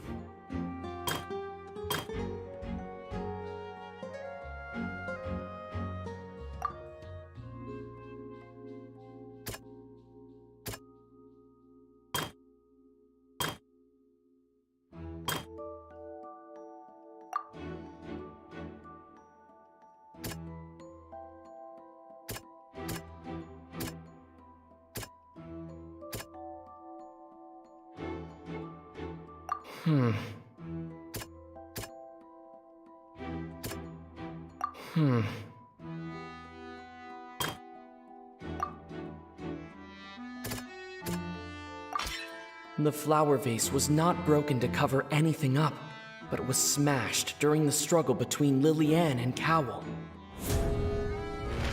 And it's Ace Detective Paimon time! Having been selected out of the blue, Lily-Ann panicked. Her panic only intensified after she entered the tunnel and had water poured on her head. So she kicked the door open, producing the thud we all heard. Hearing the commotion, Cowell leapt into the tunnel, only to discover that Lily-Ann had not dissolved. He did not know that Lily-Ann was not from Fontaine, but was a thief who made her way in by stealing a ticket. Mistakenly believing that the water from the primordial sea needed time to take effect, he tried to force Lily-Ann back into the box. The two broke the flower vase during the struggle, but Lily-Ann came out on top, knocking Cowell out and putting him in the box. With no way of escaping, she changed her clothes and hid in the costume trunk until the performance ended.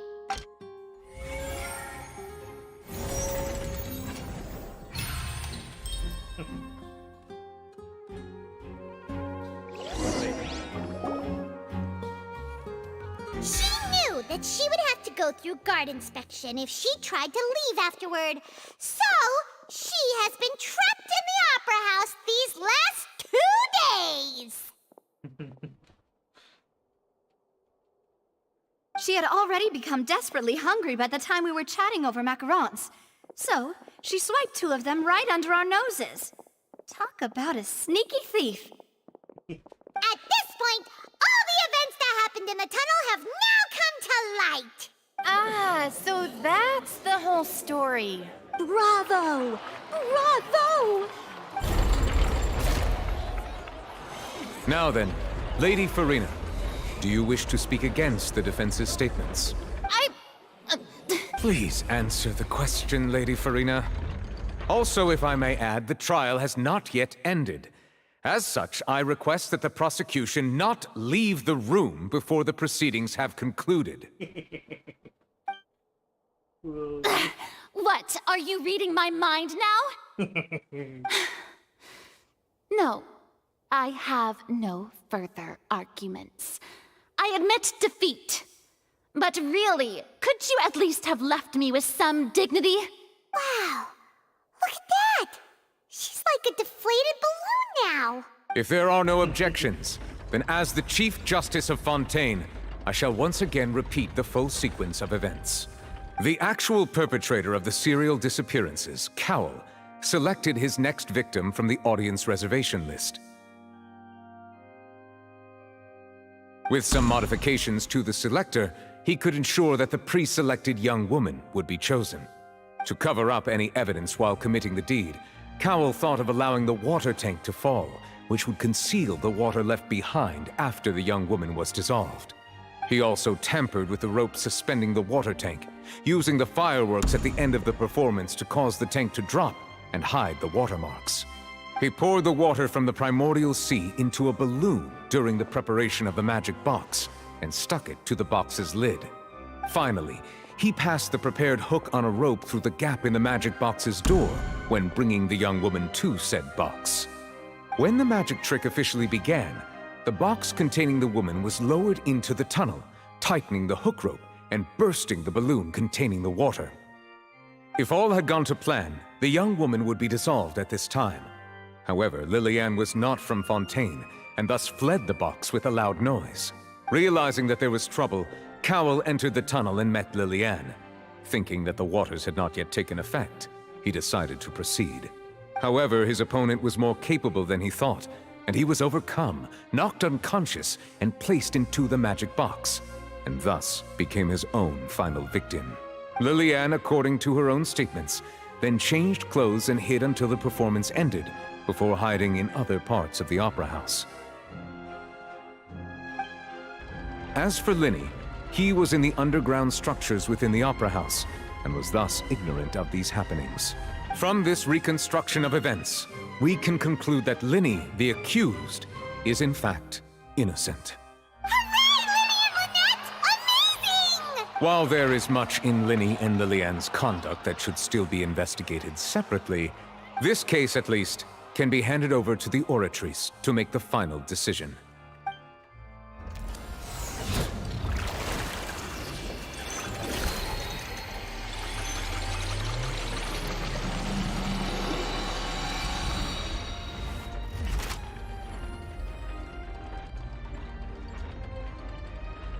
As such, Linny and Lynette are officially declared not guilty.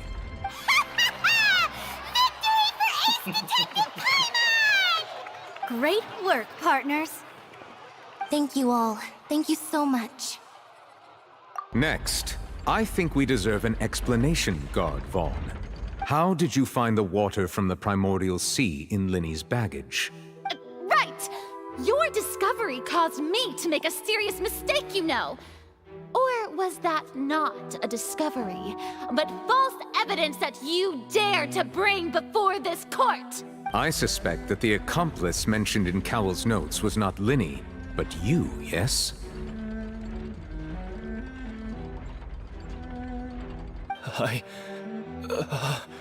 I'm sure you know what you must do to lessen your sentence. Speak quickly! Unless you want to earn yourself a one-way ticket to Coupon Town. I was just following orders. We were supposed to place blame for the serial disappearances onto Linny, and thus cause suspicion to fall on the Fatui. The higher-ups said this was the best opportunity to do so. And now that your plan has fallen through, and the secrets of the water have been revealed, you have become a liability to said higher-ups, yes? Therefore, you would be wise to tell everything you know, and seek the protection of the guards. Yes, I'll tell you everything I know. Our boss discovered that the water can cause people to dissolve. It can also be made into a potion, which when extremely diluted, can cause people to experience unforgettable exhilaration. We've been in this business for a while now, and have made decent mora off it. The disappearances were also the boss's idea. I mean, this is the boss we're talking about. The...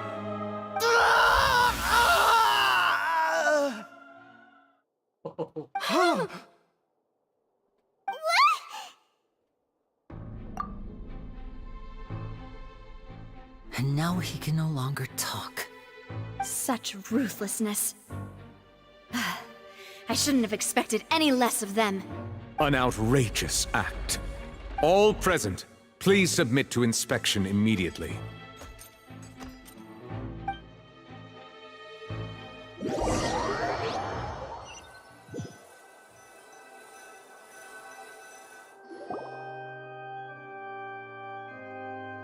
So, we're just going back now? That's true, but... Traveler, Paimon! Please wait. Lenny... I know you may not want to speak to me right now. Maybe you don't even want to look at me. But still, let me thank you again for defending me to the end. Even after you learned that I'm a member of the Fatui.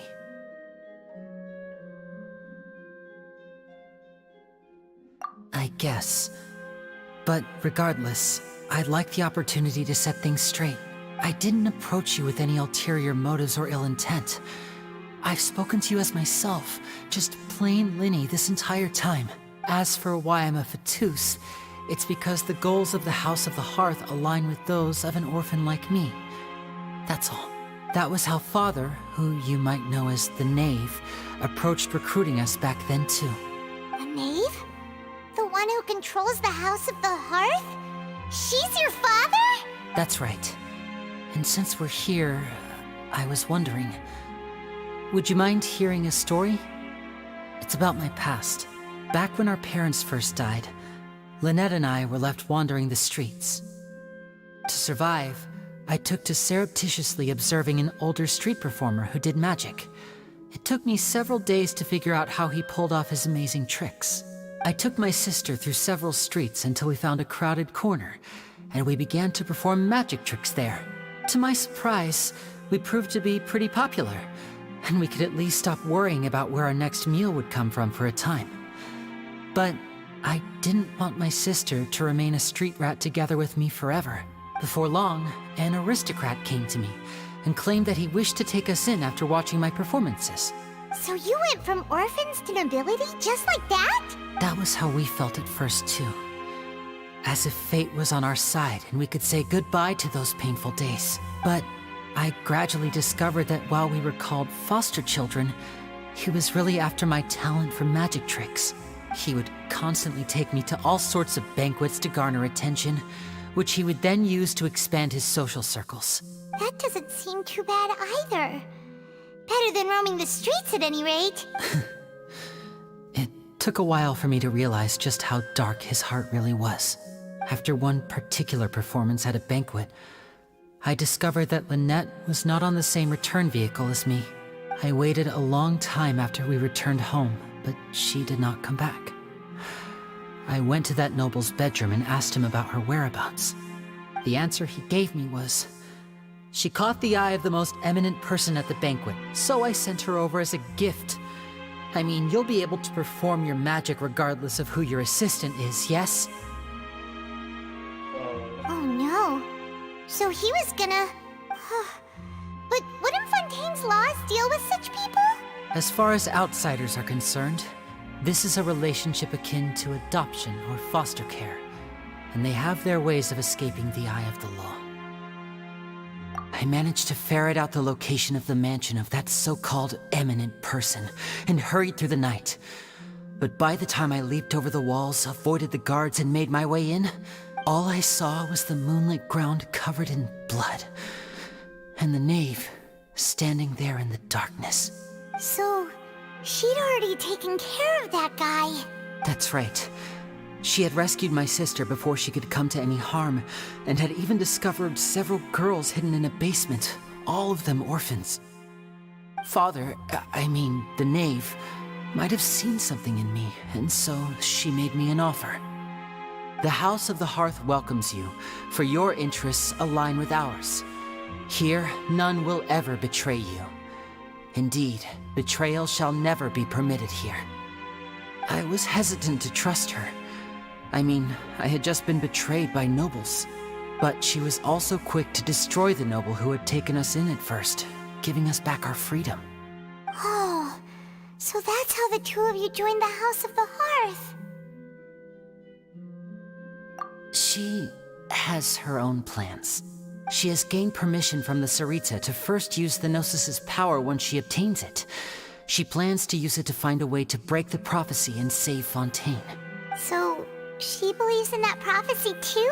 That's right. The whole House of the Hearth is currently working to combat that crisis. Today's case has also proven that people from Fontaine can indeed dissolve into some sort of water, thus further supporting the prophecy. Everyone at Hotel Bouffe d'été, including the knave, has their roots in Fontaine. And we will always defend our homeland. To us orphans, the only connection we have left to this world, apart from our family, is our homeland. So, from small deeds like distributing magic pockets to huge schemes like stealing a Gnosis, everything is aimed at dealing with that prophecy.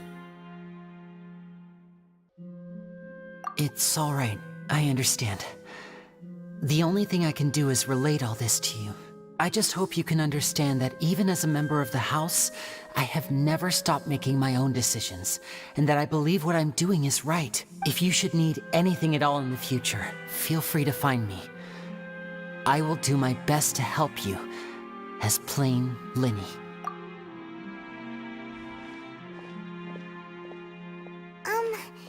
Bye, Linny!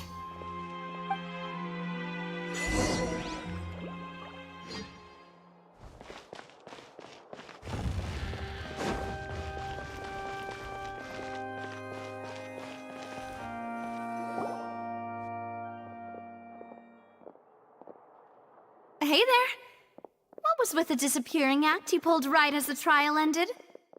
Were you looking for us, Navia? Well, this whole thing isn't exactly over, is it?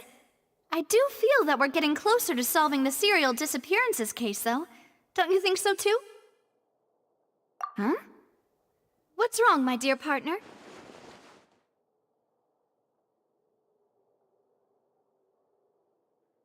Besides, are you sure we're the ones who can crack a case that's been cold for decades now? And given that there's new evidence from the trial, there should be a trail of breadcrumbs for the Hydro Archon's people to follow now, right? Ah. I see. Well, I won't lie. I'm a little shocked to hear that from you. But I suppose you are just travelers who have only arrived in Fontaine after all. Sorry. I might have been too presumptuous. Don't say that, Navia. Ah, and we were having so much fun investigating with you, too. It was like having new waters flowing into a stagnant mire, causing new hope to spring forth, and the reflection in the murk to become clearer. Sorry about that. I'm a bit prone to nostalgia. Don't mind me. Wait, shall we have a farewell meal? You know, to commemorate our time as partners? Huh? Do we really need to get that formal? Well, guess you really did treat us as partners, huh? Well, I'd just like to have a proper ending to every important memory. That way there are no regrets later. Anyway, it would just be a meal, so it shouldn't take up too much of your time. You don't have to twist Paimon's arm. If Boss Navia's treating, count Paimon in! Oh, wonderful. In that case, why don't we return to the court of Fontaine and head to the Hotel de Boer? I believe we'll make it just in time for dinner. All right then, let's have our farewell meal.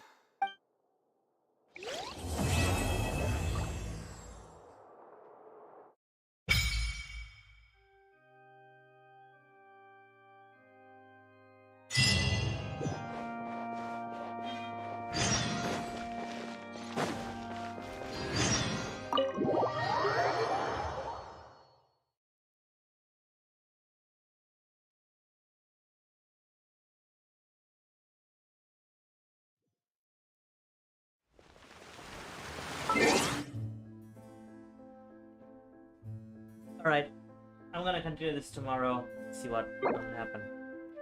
So far, so good. The game is so good. I mean, this is like a trial. Which is kind of like also Yan Fei is also a defender, but it does okay, it does good.